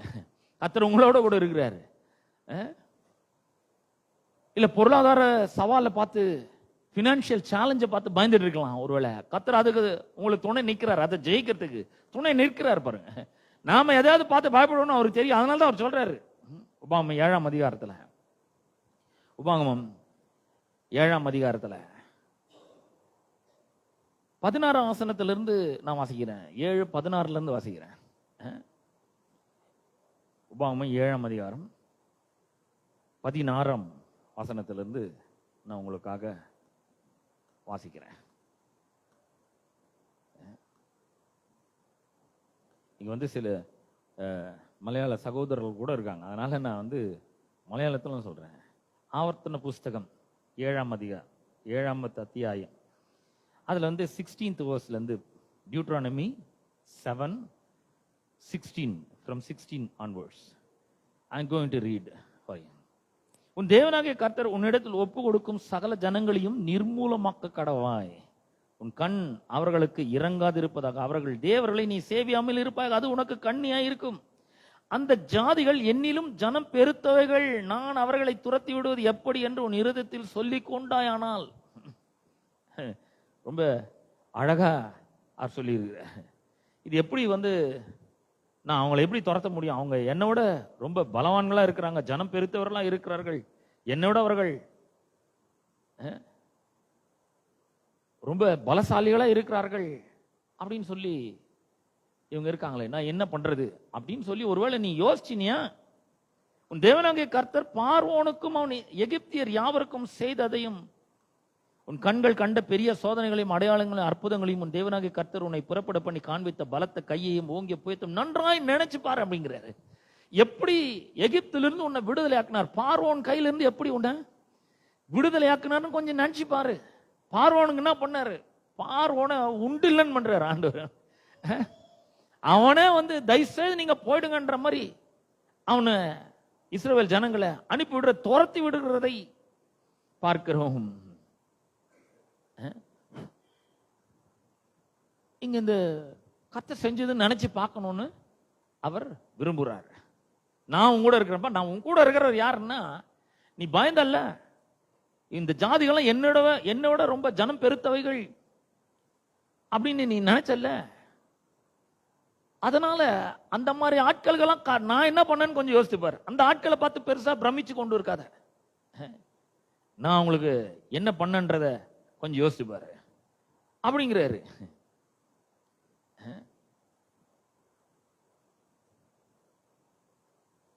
ஒரு சில வசனங்கள் மலையாளத்தில் கூட நான் வாசிக்கிறேன்.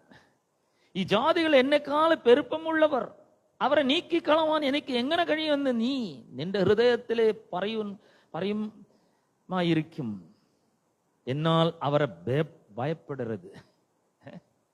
அவங்கள பார்த்து பயப்பட வேண்டாம், என்னால் அவரை பயப்படுறது. நின்ற தெய்வமாக யெகோவா ஃபரவோனோடும் எல்லாம் இஸ்ரவேலியரோடும் செய்ததாய் நின்ற கண்ணாலே கண்ட வலிய பரீட்சைகளும் அடையாளங்களும் அற்புதங்களும் நின்ற தெய்வமாய் யெகோவா நின்னே புறப்படுவிச்ச பலமுள்ள கையும் நீட்டிய புஜவும் நீ நல்ல வண்ணம் ஓர்க்கணும்.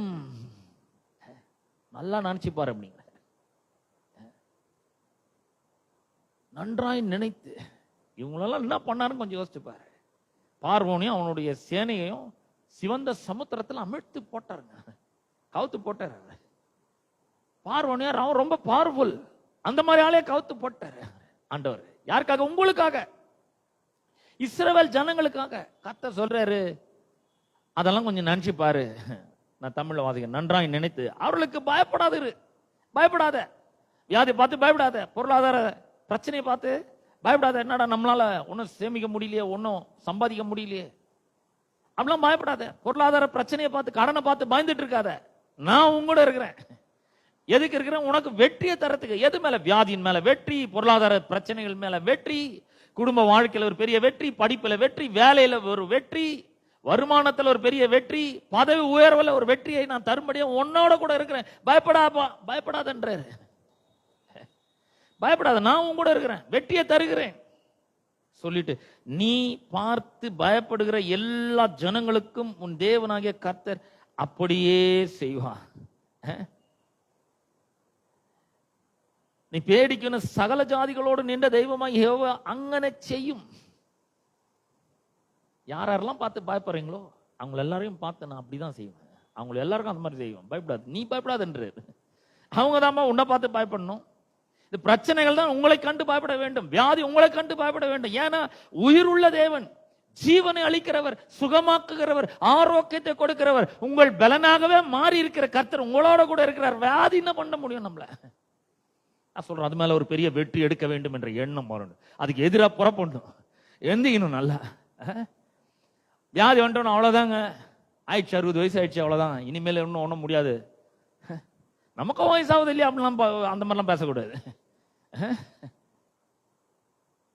மோசேக்கு 120 வயசு வரைக்கும் கண்ணில் ஒளி மங்கவே இல்லை, திடகாத்திரமா இருந்தான்.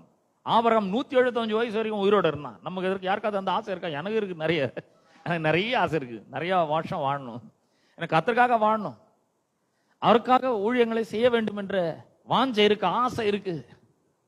சிலருக்கு 60 போதுங்க, வாழ்ந்து நம்ம வாழ்ந்து என்ன பண்ண போறோம்? கர்த்தருக்கு வேணுங்க, நீங்க அவருக்காக நீங்க வேண்டும், அவருக்கு வேலை செய்யறதுக்காக, அவருடைய ஊழியத்தை செய்வதற்காக, அவருடைய நாமத்தை பறைசாற்றுவதற்காக, அவர் உங்கள் வாழ்க்கையில செய்த எண்ணி முடியாத அதிசயங்களை, ஆராய்ந்து பார்க்க முடியாத பெரிய காரியங்களை செஞ்சதெல்லாம் மற்றவங்களுக்கு சொல்றதுக்கு, பயந்து போயிருக்கிறவங்களுக்கு தைரியத்தை கொடுப்பதற்கு உங்களுடைய வார்த்தையும் சாட்சியம் தேவை. என்னைக்கோ கர்த்தரை தேடுறதுக்கு மனது இணங்கி இருந்தான், அவனை பத்தி இன்னைக்கு நம்ம பார்க்கல, எத்தனையோ ஆயிரக்கணக்கான வருஷம் கழிச்சு. நான் சொல்றேன், உங்களை பத்தி அநேகர் பேசணும், உங்களுடைய சாட்சியை சொல்லணும், கர்த்தர் உங்க வாழ்க்கையில என்ன செஞ்சிருக்கிறாருன்னு சொல்லணும் நல்லா. அது அநேகருக்கு தைரியத்தை கொடுக்கும். பாருங்க, என் வாழ்க்கையில சொல்லி முடியாத அதிசயங்களை கர்த்தர் செஞ்சிருக்கிறாரு.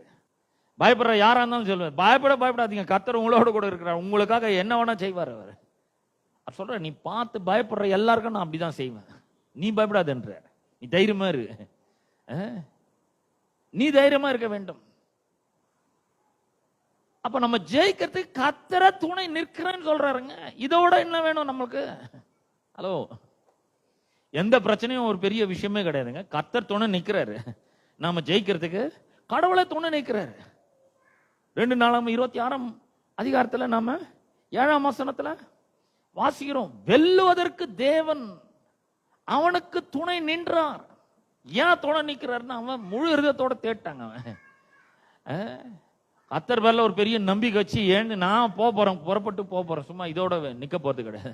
பாருங்க, வாழ்க்கையில சில நேரங்கள்ல ஒரு சௌகரியமான இடத்துக்கு வந்துட்ட பிறகு போதுங்க, இதுக்கு மேல நம்மளுக்கு ஒண்ணும் வேணாம், நம்மளுக்கெல்லாம் அவ்வளவு ஆசைலாம் கிடையாது. இல்ல, கர்த்தருக்கு ஆசை இருக்கு நிறைய. இன்னைக்கு இருக்கிறோட நீங்க 1000 மடங்கு நல்லா இருக்கணும்னு அவர் விரும்புறாரு. அப்ப எழுந்து புறப்பட வேண்டும், வெற்றியை பெற வேண்டும். இன்னும் பாருங்க, நம்முடைய வாழ்க்கையில வெற்றி பெற வேண்டிய நிறைய ஏரியாக்கள் இருக்கு, நிறைய பகுதிகள் இருக்கு. சரீர சுகத்துல நாம் வெற்றி பெற வேண்டும், பொருளாதாரத்துல நாம் வெற்றி பெற வேண்டும், குடும்ப வாழ்க்கையில வெற்றி பெற வேண்டும், தனிப்பட்ட வாழ்க்கையில வெற்றி பெற வேண்டும், படிப்புல வெற்றி பெற வேண்டும், எதிர்காலத்துல பெரிய வெற்றியை நாம் எடுக்க வேண்டும். ஒரு வாலிப பெண்ணு பாருங்க, கிரிக்கெட்ல அவங்க பெரிய ஒரு சாதனையை பண்ணிட்டாங்க, மிகப்பெரிய சாதனை. ஊரே அவங்கள, நாடே அவங்கள பத்தி பேச ஆரம்பிச்சிருச்சு, பயங்கரமா பேச ஆரம்பிச்சிருச்சு அவங்கள பத்தி. அந்த அந்த அந்த வாலிப பெண்ணு சொன்னா, இயேசு கிறிஸ்து எனக்கு வெற்றியை தந்தார், அவர் மூலமா தான் நான் வெற்றி எடுத்தேன். எவ்வளவு மனசோர்வுகள் வந்து, எவ்வளவு தடைகள் வந்தது, எவ்வளவு பேர் என்னென்னமோ சொன்னாங்க, 1000 பேர் 1000 சொன்னாங்க, ஆனா கடவுளை நம்பின நான், எனக்கு அவர் வெற்றியை தந்தார், இயேசு எனக்கு வெற்றியை தந்தார், தில்லாம் சொன்னாங்க பாருங்க. நாடே அவங்கள பத்தி தான் பேச்சு ஒரு பயங்கரம். நம்ம ஜெயிக்கும் பொழுது கடவுளுக்கு மகிமை உண்டாகிறது, நம்ம ஜெயிக்கணும் பாருங்க. சும்மா நம்ம படிப்பை வச்சு, கல்வி அறிவை வச்சு, நம்ம கிட்ட இருக்கிற பணத்தை வச்சு ஜெயிச்சா மட்டும் போதாது. அது ஓரளவுக்கு வெற்றியை தரலாம், ஆனா முழு வெற்றியை தராது. உலகமே பேசுற அளவுக்கு வெற்றியை தராது. நான் சொல்றேன், உலகமே பேசுற அளவுக்கு வெற்றியை தர ஆண்டவர் உங்களுக்கு துணை நிற்கிறாருங்க, அது ஞாபகம் வச்சுக்கோங்க. உலகமே உங்களை வியந்து பார்க்குற அளவுக்கு வெற்றியை தருவதற்கு ஆண்டவர் உங்களுக்கு துணை நிற்கிறார். இவர் துணையோட வேற ஏதாவது துணை வேணுமா? நான் சொல்றேன், ஒருவேளை வாழ்க்கை துணையை நீங்க எழுந்திருக்கலாம், ஆனா இவர் துணை நிற்கிறாருங்க உங்களுக்கு. அதுக்கு அதை விட பல கோடி மடங்கு பெரிய ஒரு வல்லமை வாய்ந்த துணை இவருக்கு, அவரே துணை நிற்கிறார். சோர்ந்து போகாதீங்க, இருதயத்துல நீங்க பயந்து போயிடாதீங்க, எப்படி நடக்கும் இதெல்லாம் யோசிச்சுக்காதீங்க, கர்த்தர் துணை நிற்கிறார். அப்ப எதிரிகள் கட்டி வைத்த காம்பவுண்டுகள் எல்லாம் ஒட்டைக்கிறான் பாருங்க, ஒட்டச்சு உள்ள போய் இவன் தன்னோட பட்டணங்களை கட்ட ஆரம்பிக்கிறான். நான் சொல்றேன், பிசாசு பல தடைகளை வச்சிருக்கான், நம்ம முன்னேற முடியாதபடி, பொருளாதாரத்துல வெற்றி பெற முடியாதபடி, வேலையில முன்னேற முடியாதபடி பல தடைகளை வச்சிருக்கான். இதெல்லாம் உடைக்கணும். எப்படி உடைக்க போறீங்க? வாயை திறந்து பேசணும். கர்த்தர் என்னோட கூட இருக்கிறார், எனக்கு வெற்றியை தருவதற்கு அவர் எனக்கு துணை நிற்கிறாரு, அவர் என் கூட தான் இருக்கிறாரு, அவர் எனக்கு வெற்றியை தருகிறவரா இருக்கிறார், நான் அவருடைய பிள்ளையா இருக்கிறேன்.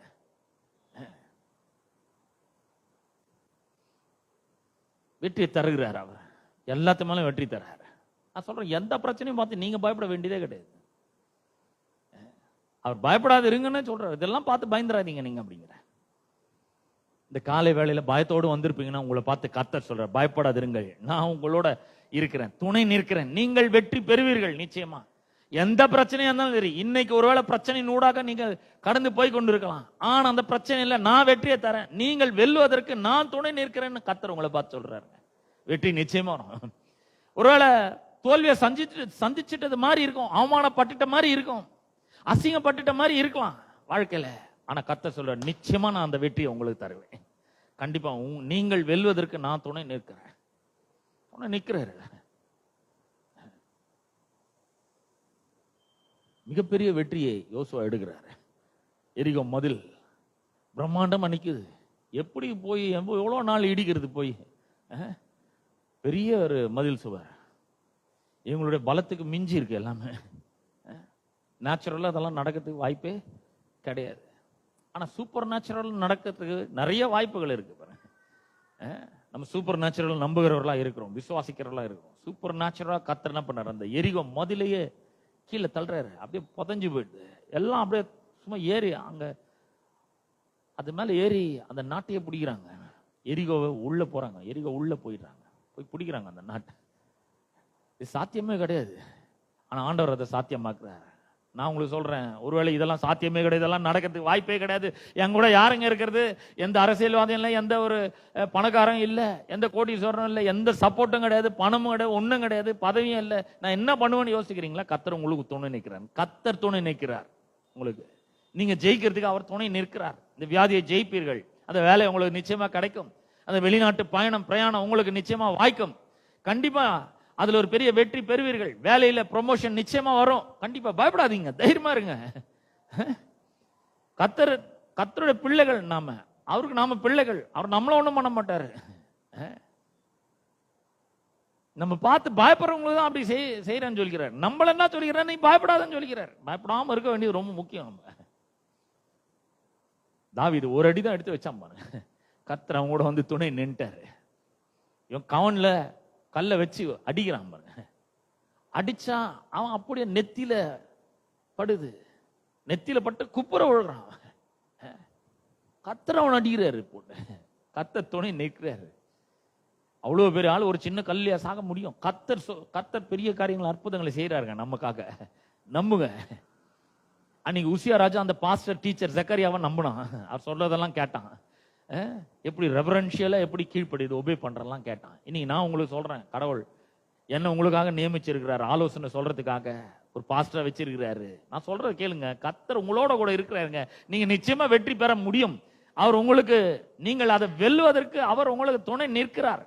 பெரிய வெற்றி உங்களுக்காக காத்து கொண்டிருக்க. நம்ம பண்ண வேண்டிய பயப்படாம இருக்கணும், அவ்வளவுதான்.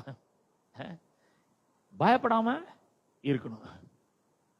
எதையும் கண்டு பயந்துடவே கூடாது. நான் சொல்றேன், பயப்படாதீங்க. பயம் நம்ம முடமாக்கும். பயம் நம்ம வேதனைக்குள்ளாக கொண்டு சென்று விடும். பயம் வந்துச்சுன்னா கூடவே நமக்கு வந்து ஒரு ஒரு அவ நம்பிக்கை கூட வந்துடும். அவ நம்பிக்கை வந்துச்சுன்னா நம்ம மேலே நமக்கு ஒரு கோபமும் வெறுப்பும் வந்துடும். என்னடா வாழ்க்கை இது, இதை போய் இந்த வாழ்க்கை வாழணுமா நம்ம அப்படின்ற மாதிரி ஆயிடும். பயப்படவே கூடாது பாருங்க. கவலைப்படவே கூடாது. கவலைப்படவே கூடாது. ஒரு மனுஷனுடைய இருதயத்தில் இருக்கிற கவலை அவனை ஒடுக்கும் சொல்லிடுது. இந்த ஒடுக்கிற காரியம் நமக்கு வேணுமா? வேணாம். கவலையே படக்கூடாது. கவலைப்படாம எப்படிங்க இருக்க முடியும் சொல்றீங்க? இல்லைங்க, கர்த்தர் துணை இருக்கிறாரே, கூடவே இருக்கிறார். இந்த அண்ட சராசரங்களை தம்முடைய வல்லமையான வார்த்தையினால் உண்டாக்கின தேவன் உங்களோட கூட இருக்கிறார். அவர் உங்களோட கூட இருக்கிறார். எனக்கு ரொம்ப மகிழ்ச்சியா சந்தோஷமா இருக்கு. அவர் என் கூடவே இருக்கிறார், என்னை விட்டு போக மாட்டாரு. யார் போனாலும் சரி அவர் இருக்கிறார். நான் ஒன்றும் தனியா கிடையாது, அவர் என்னோட கூட இருக்கிறாருங்க. அவர் உங்களோடு கூட இருக்கிறார். எதுக்கு இருக்கிறார்? உங்களை வெற்றி சிறக்க பண்ணும்படியாக உங்களோடு கூட இருக்கிறார். எதிர்பாராத வெற்றியை அவர் உங்களுக்கு தர வல்லவரா இருக்கிறார்.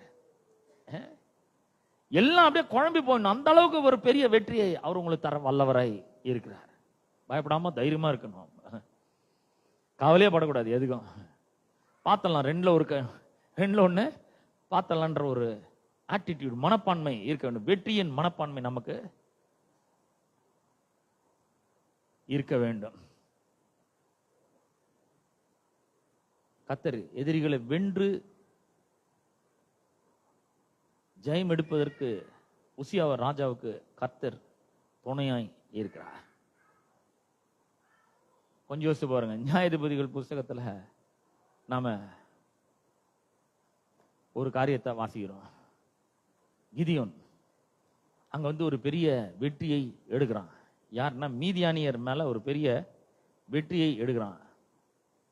கிதியோனை பத்தி 6ஆம் அதிகாரத்துல வருது, நாம் வாசிக்கிறோம். நியாயாதிபதிகள் 6ஆம் அதிகாரத்துல நாம கிதியோனை பத்தி வாசிக்கிறோம். ஜட்ஜஸ் சாப்டர் 6 அதுல கிதியோன் பத்தி நாம வாசிக்கிறோம். நியாயாதிபன்மார் அதுல 6ஆம் அதிகாரத்துல நாம வாசிக்கிறோம். இப்ப மீதியானி இவங்களை ஒரே தொல்லை கொடுத்துட்டே இருக்காங்க, பயங்கரமா டார்ச்சர் பண்ணிட்டே இருக்காங்க. நம்முடைய வாழ்க்கையில கூட பாருங்க, நிறைய பிசாசு அவனுடைய ஆட்களை வச்சு கர்த்தருடைய ஜனங்களை டார்ச்சர் பண்ணுவான். நல்ல அவன் சொல்றத பாருங்க, இப்பொழுது கர்த்தர் எங்களை கைவிட்டு மீதியானின் கையில் எங்களை ஒப்பு கொடுத்தாரே அப்படிங்கிறான். கடவுள் வானத்திலிருந்து தேவ தூதன் அனுப்பி, பராக்கிரமசாலிய கர்த்தர் உன்னுடனே கூட இருக்கிறார் அப்படின்னு சொல்றார். 12ஆம் வசனத்துல 6:12 நம்ம வாசிக்கிறோம். என்ன சொல்றன்னா,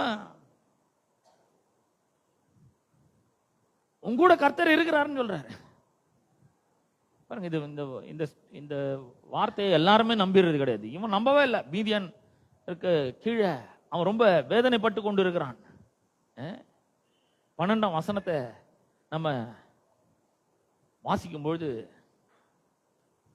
யெகோவாவுடைய தூதன் அவனு பிரத்யக்ஷனாகி, அல்லையோ பராக்கிரமசாலியே, யெகோவா நின்னோட கூட உண்டு என்ன அவனோடு பறഞ്ഞു. கர்த்தர் உன்னோட கூட இருக்கிறார், உன்னோட கூட இருக்கிறார், கர்த்தர் உன்னோட கூட இருக்கிறார். இவனுக்கு எவ்வளவு பெரிய ஒரு ஆறுதல் இருக்கணும், எவ்வளவு பெரிய தைரியம் வரணும் இல்லையா? இவ்வளவு நாள் நாங்க கஷ்டப்பட்டதெல்லாம் ஒரு முடிவுக்கு வந்துடுச்சு, கர்த்தர் என்னோட கூட இருக்கிறான்னு கடவுளோட தூதனை சொல்றானே. அவனுக்கு காட்சி அளித்து சொல்றானே, எவ்வளவு ஜாலியா இருக்கணும் பாருங்க. நான் இங்க கடவுளுடைய தூதன் மாதிரி நின்று உங்களுக்கு சொல்லுங்கிற, கர்த்தர் உங்களுடனே கூட இருக்கிறார், நீங்கள் ஜெயிப்பதற்கு அவர் உங்களுக்கு துணை நிற்கிறார், உங்களை உதவி செய்வார். God will help you to take victory over every problem. எல்லா பிரச்சனைகளையும் வாழ்க்கையில நீங்கள் ஜெயிப்பதற்கு, நீங்கள் வெற்றி எடுப்பதற்கு கர்த்தர் உங்களுக்கு துணை நிற்கிறார், உங்களோட கூட இருக்கிறார். நான் சொல்றேன், நீங்க எவ்வளவு சந்தோஷப்படணும். கையெல்லாம் தட்டி ஒரு பெரிய கூச்சலை போட்டு, கடவுளை எங்களோட கூட இருக்கிறாரு, எங்களுக்கு ஒரு பெரிய உற்சாகமா இருக்கு, ரொம்ப பெரிய சந்தோஷமா இருக்கு சொல்ல வேணாமா? இவன் பாருங்க என்ன சொல்றான், கர்த்தர் எங்களை கை விட்டாருங்க. இப்பதான் சொல்லி இருக்கான் தேவதூதன், கர்த்தர் உன்னோட கூட இருக்கிறான்னு சொன்ன உடனே சொல்றான், அது எப்படிங்க கர்த்தர் எங்களை கை விட்டு மீதியானின் கையில ஒப்பு கொடுத்துட்டாங்க. அப்ப 14ஆம் வசனத்துல கர்த்தர் சொல்ற, அப்பொழுது கர்த்தர் அவனை நோக்கி பார்த்து, உனக்கு இருக்கிற இந்த பலத்தோட போ, நீ இஸ்ரவேலை மீதியானின் கைக்கு நீங்களாக்கி ரட்சிப்பாய், உன்னை அனுப்புகிறவர் நான் அல்லவா அப்படின்னு கேட்கிறாரு. ஏப்பா, உன்னை அனுப்பிச்சிட்டு நான் மட்டும் இங்கே இருந்துறவனா, நானும் உன் கூடவே தான் வரேன்ப்பா, நீ போனாதான் நான் வர முடியும் அப்படிங்கிறார். ஹலோ,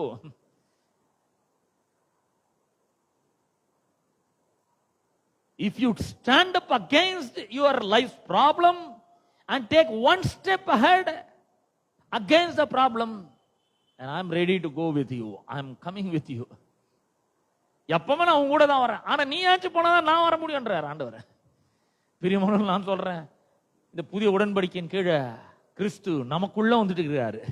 கிறிஸ்து மகிமை நம்பிக்கையாக உங்களுக்குள் இருப்பதே அந்த ரகசியம். உள்ள இருக்கிறார். நம்ம ஏன் ஒரு ஸ்டெப் வைக்கணும், அவ்வளவுதாங்க. பிரச்சனைக்கு எதிராக ஒரு ஸ்டெப் வைக்கணும்னு நான் சொல்றேன், பிரச்சனைக்கு எதிராக பேசுகிறவர்களாக இருக்க வேண்டும். ஐயோ குயோன்னு சொல்லி இருக்கக்கூடாது. எப்படிங்க நான் போவேன், எனக்கு எப்படி வெற்றி கிடைக்கும், எப்படி ஜெயம் கிடைக்கும் அப்படிலாங்க. கர்த்தர் எங்களை கை விட்டாருங்க, கர்த்தர் எங்களோட கூட இல்ல, நாங்க இவ்வளவு கஷ்டப்படுறோமே அப்படின்னு சொல்லி இருக்கக்கூடாது. வாயை திறந்து கர்த்தர் என்னோட கூட இருக்கிறார், அவர் நான் ஜெயிப்பதற்கு எனக்கு துணை நிற்கிறார், அவர் என் வலது கையை பிடிச்சிக்கின்னு என்னை பார்த்து அவர் சொல்ற, நீ பயப்படாத, நான் உனக்கு துணை நிக்கிறேன்னு சொல்லி இருக்கிறாரு. அவர் என் கூட தான் இருக்கிறார், என் வலது பக்கத்தில் அவர் இருக்கிறாரு, எனக்கு உள்ள இருக்கிறார், மகிமை நம்பிக்கையை கொடுத்து கொண்டு இருக்கிறார், நான் பயப்பட மாட்டேன். இந்த பிரச்சனை எனக்கு எம்மாத்திரம், இதை ஜெயிப்பேன், இதை ஜெயிப்பதற்கு அவர் எனக்கு துணை செய்கிறார், எனக்கு உதவி செய்கிறார். அவரு அப்படி பேசணும் நம்ம. அதான் ஒரு ஸ்டெப் எடுத்து வைக்கிறது. அவர் எனக்கு உதவி செய்யறார். கர்த்தர் சொல்ற, உனக்கு இருக்கிற இந்த பலத்தோட நீ போ, முதல்ல ஏஞ்சிடு, புறப்படு, போ, அவங்களுக்கு எதிராக போ, ஏதாவது ஒண்ணு பேசு, வாயை திறந்து. உன்னை அனுப்புகிறவர் நான் அல்லவா? மீதியானியரின் கைக்கு இஸ்ரவேலை மீதியானியரின் கைக்கு நீங்களாக்கி ரட்சிப்பாய், உன்னை அனுப்புகிறவர் நான் அல்லவா அப்படிங்கிறார். இவ்வளவு சொன்ன பாருங்க, இவ்வளவு சொல்றாரு பாருங்க. முதல்ல பராக்கிரமசாலி, கர்த்தர் உன்னுடனே கூட இருக்கிறாரு. அப்புறம் ரெண்டாவது சொல்றாரு, நீ உனக்கு இருக்கிற பலத்தோட போப்பா, உன்னை அனுப்புற நான் தான் அனுப்புறேன், நீ போ, நீ ரட்சிப்ப, இஸ்ரவேலை ரட்சிப்ப, மீதியானியரின் கைக்கு நீங்களாக்கி ரட்சிப்ப, நான் உன் கூட இருக்கிறேன் அப்படிங்கிறாரு. அதுக்கு அவன் என்ன சொல்றான் பாருங்க. முதல்ல சொல்லிட்டான் அவன், கர்த்தர் எங்களை கை விட்டாருங்க. இப்ப என்ன சொல்றான் பாருங்க, 15ஆம் வசனம். அதற்கு அவன், என் ஆண்டவரே, நான் இஸ்ரவேலை எதனாலே ரட்சிப்பேன்? இதோ மனாசேயில் என் குடும்பம் மிகவும் எளியது, என் தகப்பன் வீட்டில் நான் எல்லாரிலும் சிறியவன் என்றான். வாயே சரி கிடையாது. முதல்ல எப்ப பார்த்தாலும், ஐயோ நான் ரொம்ப ஏழைங்க, நான் ரொம்ப கஷ்டத்துல இருக்கிறேங்க, எனக்கு நிறைய கடன் இருக்குங்க, எனக்கு இங்க வலிக்குதுங்க, அந்த வியாதி இருக்குங்க. என்னைக்காவது ஒரு நாள் கர்த்தர் என்னோட கூட இருக்கிறாருங்க, அவர் என் வலது பக்கத்தில் இருக்கிறாரு, நான் அசைக்கப்படுவதில்லை, அவர் என் வலது கையை பிடிச்சின்னு இருக்கிறாரு, என்னை பார்த்து பயப்படாதன்னு சொல்லி இருக்கிறாரு, நான் பயப்பட போறது கிடையாது, இந்த பிரச்சனையை நான் ஜெயிப்பேன், இது மேல ஒரு பெரிய வெற்றி எடுப்பேன். இந்த மாதிரி என்னைக்காவது பேசியிருக்கோமோ? நம்ம இன்னைக்கு பேசணும். நம்ம நல்லா இன்னைக்கு பேசணும். எதெல்லாம் பார்த்து பயப்படுறீங்களோ அதெல்லாம் பார்த்து பேசணும். இப்போ இந்த வேலை எனக்கு கிடைக்கும், இந்த பதவி உயர்வு எனக்கு கிடைக்கும், நிச்சயமா கிடைக்கும், நான் பயப்பட போறது கிடையாது. யார் வேணா எனக்கு துணை செய்யாம இருக்கலாம், யார் வேணா எனக்கு ஹெல்ப் பண்ணாம போலாம், எல்லாரும் என்னை கைவிட்டு இருக்கலாம், ஆனா கர்த்தர் என்னை கைவிடாமல் தேவனாய் இருக்கிறார். அவர் என்னோடு கூட இருக்கிறார். அவர் என்னை விட்டு விலகிறது இல்லை, என்னை கைவிடுறது இல்லை. நான் ஜெயிக்கிறதுக்கு அவர் எனக்கு உதவி செய்கிறார். நல்லா தான் தட்டுங்களேன். அவர் உங்களுக்கு ஜெயிக்கிறதுக்கு அவர் உங்களுக்கு உதவி செய்கிறார். வாயை திறந்து அப்படி பேசுகிறவர்களா இருக்கணும். அவன் பாக்கணும், எப்படிங்க நீ குடும்பம் ரொம்ப சும்மா ரொம்ப மனசு கோத்தரம் ரொம்ப சின்னது, குடும்பம் ரொம்ப பிறந்ததுல இருந்து நான் எதையுமே ஜெயிச்சது இல்லைங்க. நம்மலாம் சொல்லணும்னா பிறந்ததுல இருந்து இது வரைக்கும் ஒரு சின்ன வெற்றி கூட நான் எடுத்ததே கிடையாது. நான் எப்படிங்க போய் ஜெயிக்கிறது? என்ன படிக்க சொன்னா நான் எப்படி படிக்கிறது? என்ன இந்த வேலை செய்ய சொன்னா நான் எப்படி செய்யறது? எனக்கு அதுக்கான அறிவெல்லாம் இல்லை அப்படின்னு நம்ம சொல்றது. அப்படி அந்த மாதிரி சொல்லணும். நான் எப்படி போய் வெற்றி எடுக்கிறது? 16ஆம் வசனத்துல சொல்றாரு, அதற்கு கர்த்தர், நான் உன்னோட கூட இருப்பேன். திரும்ப திரும்ப திரும்ப அதான் சொல்றாருங்க, நான் உன்னோட கூட இருப்பேன். எல்லாம் கரங்களை ஊற்றி சொல்லுவோம், கர்த்தர். சத்தமா சொல்லுங்க, கர்த்தர் என்னோட கூட இருக்கிறார். அவர் என்னை விட்டு விலகுவது இல்லை, என்னை கைவிடுவதில்லை. வாழ்க்கையிலே எல்லா பகுதிகளிலும் எல்லா பிரச்சனைகளின் மேலும் நான் வெற்றியை எடுப்பதற்கு அவர் எனக்கு துணை நிற்கிறார். கரங்களை தட்டி நாம் தேவனை மகிமைப்படுத்துவோம். எல்லாத்து மேலேயும் ஒரு பெரிய வெற்றி எடுக்கிறதுக்கு அவர் துணை நிற்கிறார். அது திரும்ப திரும்ப சொல்ற ஒன்று தான், நான் இருக்கிறேன், உன் கூட நான் இருக்கிறேன். அவர் கூட இருக்கிறாரு நிச்சயமா. இந்த ஏசாயா தீர்க்கதரிசி புஸ்தகத்துல நம்ம வாசிப்போம், 41ஆம் அதிகாரத்துல அந்த வசனத்துல 41:14 வாசிக்கிறேன். 41:14, யாக்கோபு என்னும் பூச்சி, இஸ்ரவேலும் என்னும் சிறு கூட்டமே, பயப்படாத, நான் உனக்கு துணை நிற்கிறேன். பாத்தீங்களா, கர்த்தர் துணை நிற்கிறாரு. இந்த பொருளாதாரத்துல நீங்க வெற்றி பெறத்துக்கு கர்த்தர் துணை நிற்கிறார். பாவத்தை மேல வெற்றி பெறத்துக்கு கர்த்தர் துணை நிற்கிறார். அவர் சொல்ற, நான் துணை நிற்கிறேன், பயப்படாத. அந்த வேலையில ஒரு பெரிய வெற்றி எடுக்கிறதுக்கு நான் துணை நிற்கிறேன், நீ பயப்படாத அப்படிங்கிறார். சிறு கூட்டம் தான், பூச்சி தான், பயப்படாத, நான் உனக்கு துணை நிற்கிறேன். 13ஆம் வசனத்திலே சொல்றாரு, 14ஆம் வசனத்துல திரும்ப சொல்றாரு, அடுத்த வசனத்திலே திரும்ப சொல்றாரு, பயப்படாத, நான் உனக்கு துணை நிற்கிறேன். எத்தனை பேர் நம்புறீங்க கர்த்தர் எனக்கு துணை நிற்கிறார் நான் வெற்றி பெறதுக்கு? ஹல்லேலூயா. God is on your side for you to take victory over every life's problem. எல்லா பிரச்சனைகளையும் ஜெயிப்பதற்கு கர்த்தர் உங்களோடு கூட அவர் நின்று துணையாய் இருக்கிறார். கிதியோனுக்கு துணை நின்றாரு, எல்லாருக்கும் துணை, அவரை நம்புற எல்லாருக்கும் அவர் துணை நின்றார். தானியேலுக்கு துணை நின்றார், சாத்ராக் மேஷாக் ஆபேத்நேகோவுக்கு துணை நின்றார். அவர் எல்லாருக்கும் துணை நிற்கிறவராய் இருக்கிறார். நம்புற அனைவருக்கும் துணை நிற்கிறவரா இருக்கிறார். உங்களுக்கு துணை நிற்கிறவரா இருக்கிறார். ஹல்லேலூயா.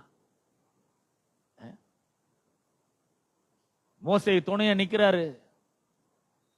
துணையா நின்று செங்கடலே பழக்கத்துக்கு அவர் உதவி செஞ்சார். எவ்வளவு அற்புதம். யோசுவா துணை நின்று எரிகோ மதிலெல்லாம் இடிந்து விழும்படி செய்யறாரு. எவ்வளவு பெரிய ஒரு துணை. நான் சொல்றேன், அவரை மாதிரி கர்த்தர் உங்களுக்கு துணையா நிற்கிறார். பிரியமானவர்களே, அதை நம்புங்கள், விசுவாசிங்கள். கர்த்தர் உங்களோட வாழ்க்கையிலே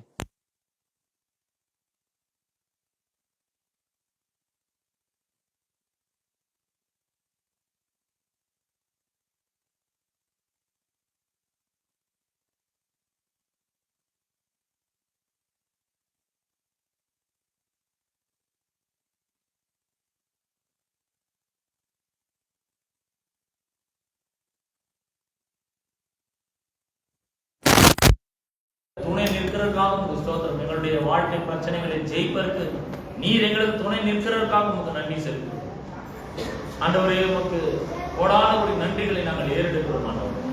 Thank you Jesus. Thank you Jesus. Thank you Jesus. Thank you Jesus. ஆண்டவரே, நீர் எங்களுக்கு துணை நிற்கிறதுக்காக உங்களுக்கு ஸ்தோத்திரம். எங்களுடைய எல்லா பிரச்சனைகளையும் ஜெயிப்பதற்கு நீர் எங்களுக்கு துணை நிற்கிறீர் ஆண்டவரே. உமக்கு நன்றி செலுத்துறோம். கோடான கோடி நன்றிகளை நாங்கள் ஏறெடுக்கிறோம். நாங்கள் உங்களுடைய பிள்ளைகளாக இருக்கிறோம். நீர் எங்களை பார்த்து சொல்லுகிறீர், அந்த பெரிய ஜாதிகளுக்கெல்லாம் பயப்படாத, நான் உங்க கூட இருக்கிறேன். நீ பார்த்து பயப்படுற எல்லா ஜாதிகளும் நான் இப்படியே செய்வேன். ஏற்கனவே நான் என்னெல்லாம் பண்ணியிருக்கிறேன்றத நீ நினைச்சு பார், நன்றாய் சிந்தித்து பார் என்று சொல்லி இருக்கிறீர் ஆண்டவரே. இன்றைக்கு நாங்கள் அதையெல்லாம் எண்ணி பார்க்கிறோம். உண்மையிலே நாங்கள் மகிழ்ந்து களி கூறுகிறோம். வானத்தையும் பூமியும் படைத்த உன்னதமான தேவனாகிய கர்த்தர் எங்களோடு கூட இருக்கிறதற்காக உங்களுக்கு ஸ்தோத்திரம். நீர் எங்களுக்கு வெற்றி எடுப்பதற்கு துணை நிற்கிறதுக்காக உமக்கு நன்றி செலுத்துகிறோம். தொடர்ந்து ஜனங்களை ஆசீர்வதி. வியாதியோடு வந்திருக்கிற ஒவ்வொருவருக்காக ஜெபிக்கிறேன். சுகத்தையும் பலத்தையும் ஆரோக்கியத்தையும் ஜீவனை நல்வாழ்வும் தருவீராக ஆண்டவரே. உமக்கு நன்றி செலுத்துகிறோம். அவர்கள் ஜீவன் உண்டாகட்டும் என்று நான் பேசுகிறேன். பொருளாதார பிரச்சனையோடு, சிக்கலோடு, கடன் பிரச்சனையோடு வந்திருக்கிற ஒவ்வொருவருக்காக ஜெபிக்கிறேன் இயேசுவின் நாமத்தினாலே. அதிலெல்லாம் பெரிய வெற்றி அவர்கள் எடுக்கட்டும் என்று ஜெபிக்கிறேன். வாழ்க்கை பிரச்சனைகளோடு வந்திருக்கிற ஒவ்வொருவருக்காக ஜெபிக்கிறேன். அது மேலெல்லாம் அவர்களுக்கு ஒரு மாபெரும் வெற்றியை தருவீராக. நீர் துணை நிற்பீராக. பயப்படாத, நான் உனக்கு துணை நிற்கிறேன் என்று சொன்ன தேவன் அவர்கள் காரியங்களை வாய்க்க செய்வீராக. துணை நிற்பீராக, ஜெயிக்க வைப்பீராக ஆண்டவரே. அவர்கள் வாழ்க்கையின் மூலமாக நீர் மகிமைப்படுவீராக. நீர் அவர்களுக்குள்ளே மகிமை நம்பிக்கையாக இருக்கிறீர். அதற்காக உமக்கு நன்றி செலுத்துகிறோம். தொடர்ந்து மக்களை வெற்றியின் பாதையில் நடத்துவீராக. துதிகான மகிமையெல்லாம் உமக்கே நாங்கள் செலுத்துகிறோம். இயேசுவின் நாமத்தில் ஜெபிக்கிறோம் பிதாவே, ஆமென். நம்முடைய கர்த்தராகிய இயேசு கிறிஸ்துவின் கிருபையும் பிதாவாகிய தேவனுடைய அன்பும் பரிசுத்த ஆவியானுடைய அந்யோன்ய ஐக்கியமும் பாதுகாவலும் வழிநடத்தலும் இன்னும் என்றும் சதா காலங்களிலும் நம் அனைவரோடும் என்றும் இருப்பதாக. ஆமென். நம்ம உட்காருவோம், அப்படியே உட்காருவோம். ஒரு 5 நிமிஷத்துல நம்ம கம்யூனியன் சேவை செய்வோம். உதவி போதகர் எஸ்ரா அவர்கள் நடத்துவார்.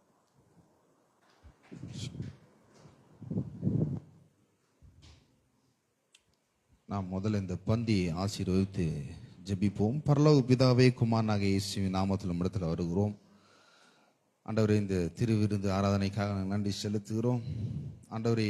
கல்வாரி சிலுவையில் நீர் எங்களுக்காக பாடுபட்டு மரித்து ஒரு விளக்கிரயத்தை கொடுத்து ஆண்டவரே மீட்பை உண்டு பண்ணினீர் ஆண்டவரே. இது உம்முடைய சரீரமாக இருக்கிறது, இது உம்முடைய ரத்தமாக இருக்கிறது. அதற்காக நன்றி செலுத்துகிறோம் ஆண்டவரே. இந்த ஆசீர்வாதத்துக்காக நன்றி செலுத்துகிறோம். நீர் மகிமைப்படுங்க. இயேசுவின் நாமத்தை நாங்கள் ஜெபிக்கிறோம். ஆமென். நாம் ஒரு வசனத்தை வாசிப்போம். எபேசியர் எழுதின நிருபம் 2ஆம் அதிகாரம். எபேசியருக்கு எழுதின நிருபம் 2ஆம் அதிகாரம் 8ஆம் வசனம். கிருபையினாலே விசுவாசத்தை கொண்டு ரட்சிக்கப்பட்டீர்கள், இது உங்களால் உண்டானதல்ல, இது தேவனுடைய ஈவு.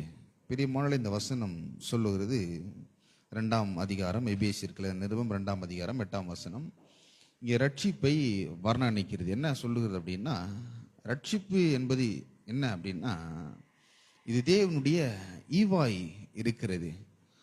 அப்போ இது எப்படி தேவனுடைய ஈவா இருக்கிறது அப்படி நம்ம விளங்கி கொள்ளணும் அப்படின்னா, நீங்க கொஞ்சம் கீழே வாசிச்சிங்கன்னா 12ஆம் 13ஆம் வசனம் வாசிச்சிங்கன்னா, அக்காலத்திலே கிறிஸ்துவை சேராதவர்களும் இஸ்ரவேலுடைய காணியாட்சிக்கு புறம்பானவர்களும் வாக்குத்தத்தத்தின் உடன்படிக்கைகளுக்கு அந்நீரும் நம்பிக்கை அல்லாதலும் இவ்வுலகத்தில் தேவனற்றவர்களுமாய் இருந்தீர்கள் என்று நினைத்து கொள்ளுங்கள்.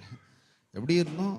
புறஜாதியாரா இருந்தோம், வாக்குத்தத்தத்துக்கு உடன்படிக்கைக்கு பங்கு இல்லாதவர்களாக இருந்தோம். ஆனால் 13ஆம் வசனம் சொல்றது, முன்னே தூரமாக இருந்த நீங்கள் இப்பொழுது கிறிஸ்து இயேசுவுக்கு கிறிஸ்துவின் ரத்தத்தினாலே சமீபமானீர்கள்.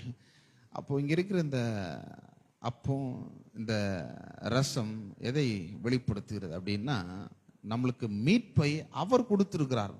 இது நம்மளுக்கு எதை வெளிப்படுத்துகிறது அப்படின்னா, முன்னாடி நம்முடைய வாழ்க்கை எப்பேற்பட்டதா இருக்கிறது, இந்த ரட்சிப்பு எப்பேற்பட்டதா இருக்கிறது, இந்த ரட்சிப்பை கொடுத்தது யார், இந்த ரட்சிப்பின் மூலியமாக நமக்கு என்ன நடந்திருக்கிறது என்பதை நாம் விளங்கி கொள்ள வேண்டும்.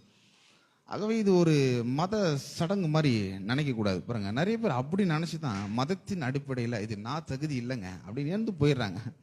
ஆனா வேதம் சொல்லுவது, நம்மளை எல்லாரையுமே அவர் தகுதி படுத்திருக்கிறார். முன்னாடி நம்ம தூரமா இருந்தோம், இயேசு கிறிஸ்துவுக்கு பகஞ்சராயிருந்தோம், வாக்கு தத்தத்தின் உடன்படிக்கைக்கு பங்கு இல்லாதவர்களா இருந்தோம், அந்நியர்களா இருந்தோம். இன்னும் கேட்டால் தேவனுக்கு நமக்கு ஒரு பகை இருந்தது. அந்த பகை அவர் கல்வாரி சிலுவையில் என்ன பண்ணார்னா கொன்று ஒன்றுமில்லாமல் ஆக்கி தேவனுக்கும் நமக்கும் ஒரு உறவை ஏற்படுத்தி கொடுத்தார்.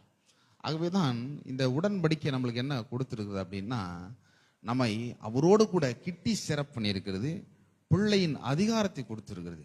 மறுபடியும் இழந்து போன வாழ்க்கையை, இழந்து போன ஒரு நிலைமை, அதிகாரத்தை இந்த கல்வாரி சிலுவையில் இயேசு கிறிஸ்து என்ன பண்ணியிருக்கிறார் அப்படின்னா, ரத்தத்தை சிந்தி கல்வாரி சிலுவையில் பாடுபட்டு மரித்து 3ஆம் நாள் எழுந்து என்ன பண்ணியிருக்கிறார் அப்படின்னா, அவரோடு கூட நம்மையும் உட்கார செய்திருக்கிறார். கிறிஸ்துவோடு கூட நாம் இப்பொழுது இணைக்கப்பட்டிருக்கிறோம். ஆகவே இப்போ நம்முடைய வாழ்க்கை எப்பேற்பட்டதா இருக்குது அப்படின்னா, இது எடுக்கும் பொழுது, இந்த திருப்பந்தி எடுக்கும் பொழுது எப்பேற்பட்ட ஒரு உணர்வு நம்மளுக்கு இருக்குன்னா, நம்முடைய பாவங்கள் மன்னிக்கப்பட்டிருக்கிறது, சாபங்கள் எல்லாம் சுமந்து தீர்க்கப்பட்டிருக்கிறது, நம் இப்போ குணமாக்கப்பட்டிருக்கிறோம், தரித்திரங்கள் எல்லாம் கல்வாரி சிலுவையில் ஒன்றுமில்லாமல் ஆக்கப்பட்டிருக்கிறது, நாம் இப்பொழுதும் ஐஸ்வர்யம் உள்ளவர்களாக இருக்கிறோம். இப்பேற்பட்ட ஒரு உணர்வு. பிரசங்கம் கேட்டோம், என்ன கேட்டோம் அப்படின்னா, தேவன் நம்மோடு கூட இருக்கிறார், துணை நிற்கிறார். நிறைய பேர் பயப்படுறாங்க.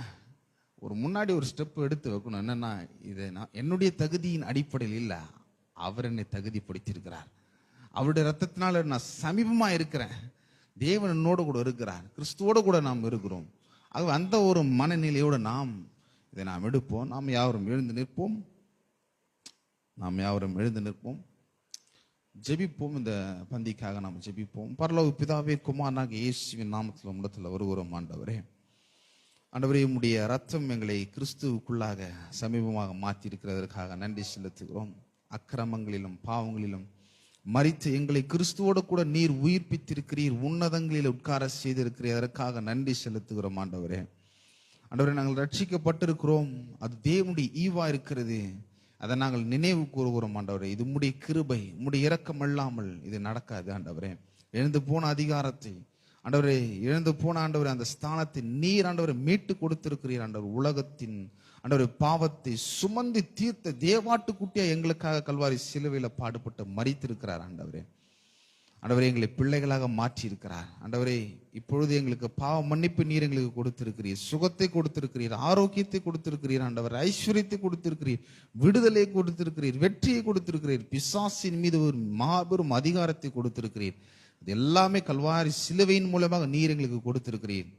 திருப்பந்தி எடுக்கும் பொழுது அப்பேற்பட்ட விசுவாசம், அப்பேற்பட்ட ஒரு மனநிலை, அப்பேற்பட்ட தைரியத்தோடு எடுக்கும்படி நீர் எங்களுக்கு உதவி செய்வீராக. நீர் எங்களை தகுதிப்படுத்தியிருக்கிறீர், அதற்காக நன்றி செலுத்துகிறோம். எல்லா துதி கன மகிமை உமக்கு செலுத்துகிறோம். இயேசுவின் நாமத்தை நாங்கள் ஜெபிக்கிறோம். ஆமென்.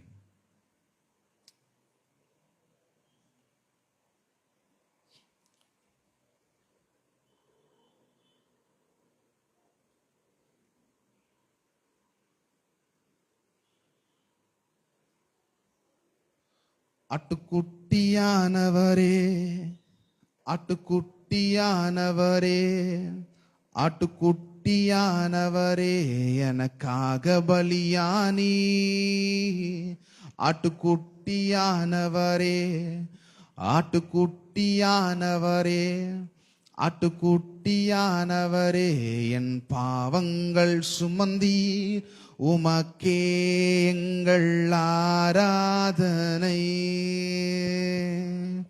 உமக்கே எங்கள் ஆராதனை.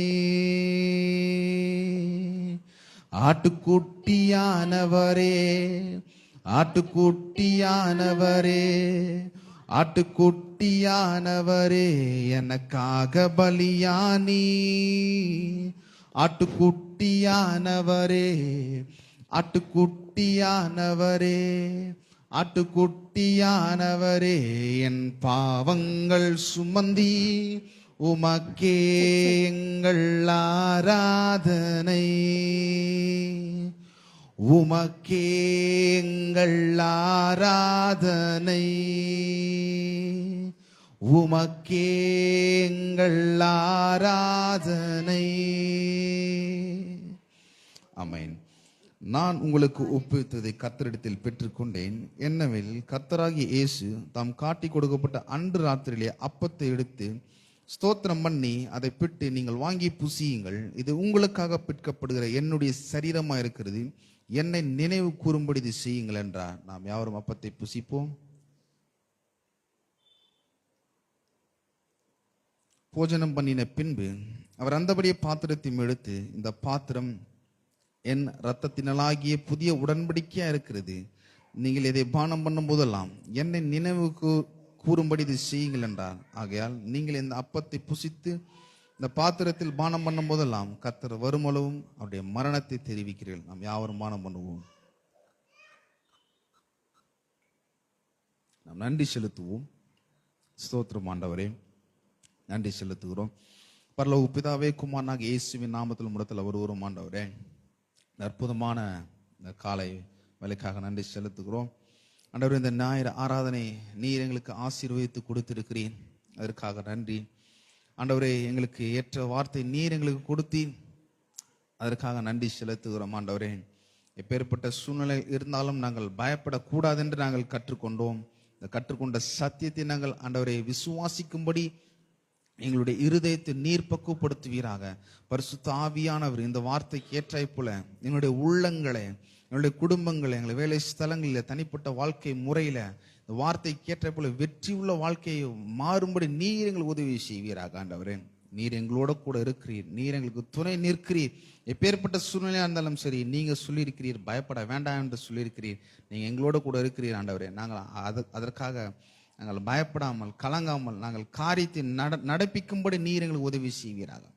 ஒரு அற்புதமான சத்தியத்தை நாங்கள் கற்றுக்கொண்டோம். இங்கிருந்து நாங்கள் போகும்போது நன்றி உள்ள இருதயத்தோடு நாங்கள் போகிறோம். ஆண்டவரே, நீர் மகிமைப்படுவீராக. ஒரே ஒரு காரியத்தை நாங்கள் கற்றுக்கொண்டோம், பயப்படக்கூடாது. நீர் எங்களுக்கு துணை நிற்கிறீர். ஆண்டவரே, எங்களுடைய வலதுகையை நீர் எங்களுக்கு பிடித்திருக்கிறீர், அதற்காக நாங்கள் நன்றி செலுத்துகிறோம். ஆண்டவரே, நீர் பெரிய காரியத்தை செய்வீராக, எங்களோட கூட இருந்து மிகப்பெரிய காரியத்தை செய்வீராக. உங்களுடைய நாமம் மகிமைப்பட்டோம். எல்லா துதி கன மகிமை உமக்கு செலுத்துகிறோம். இயேசுவின் நாமத்தை நாங்கள் ஜெபிக்கிறோம். ஆமென்.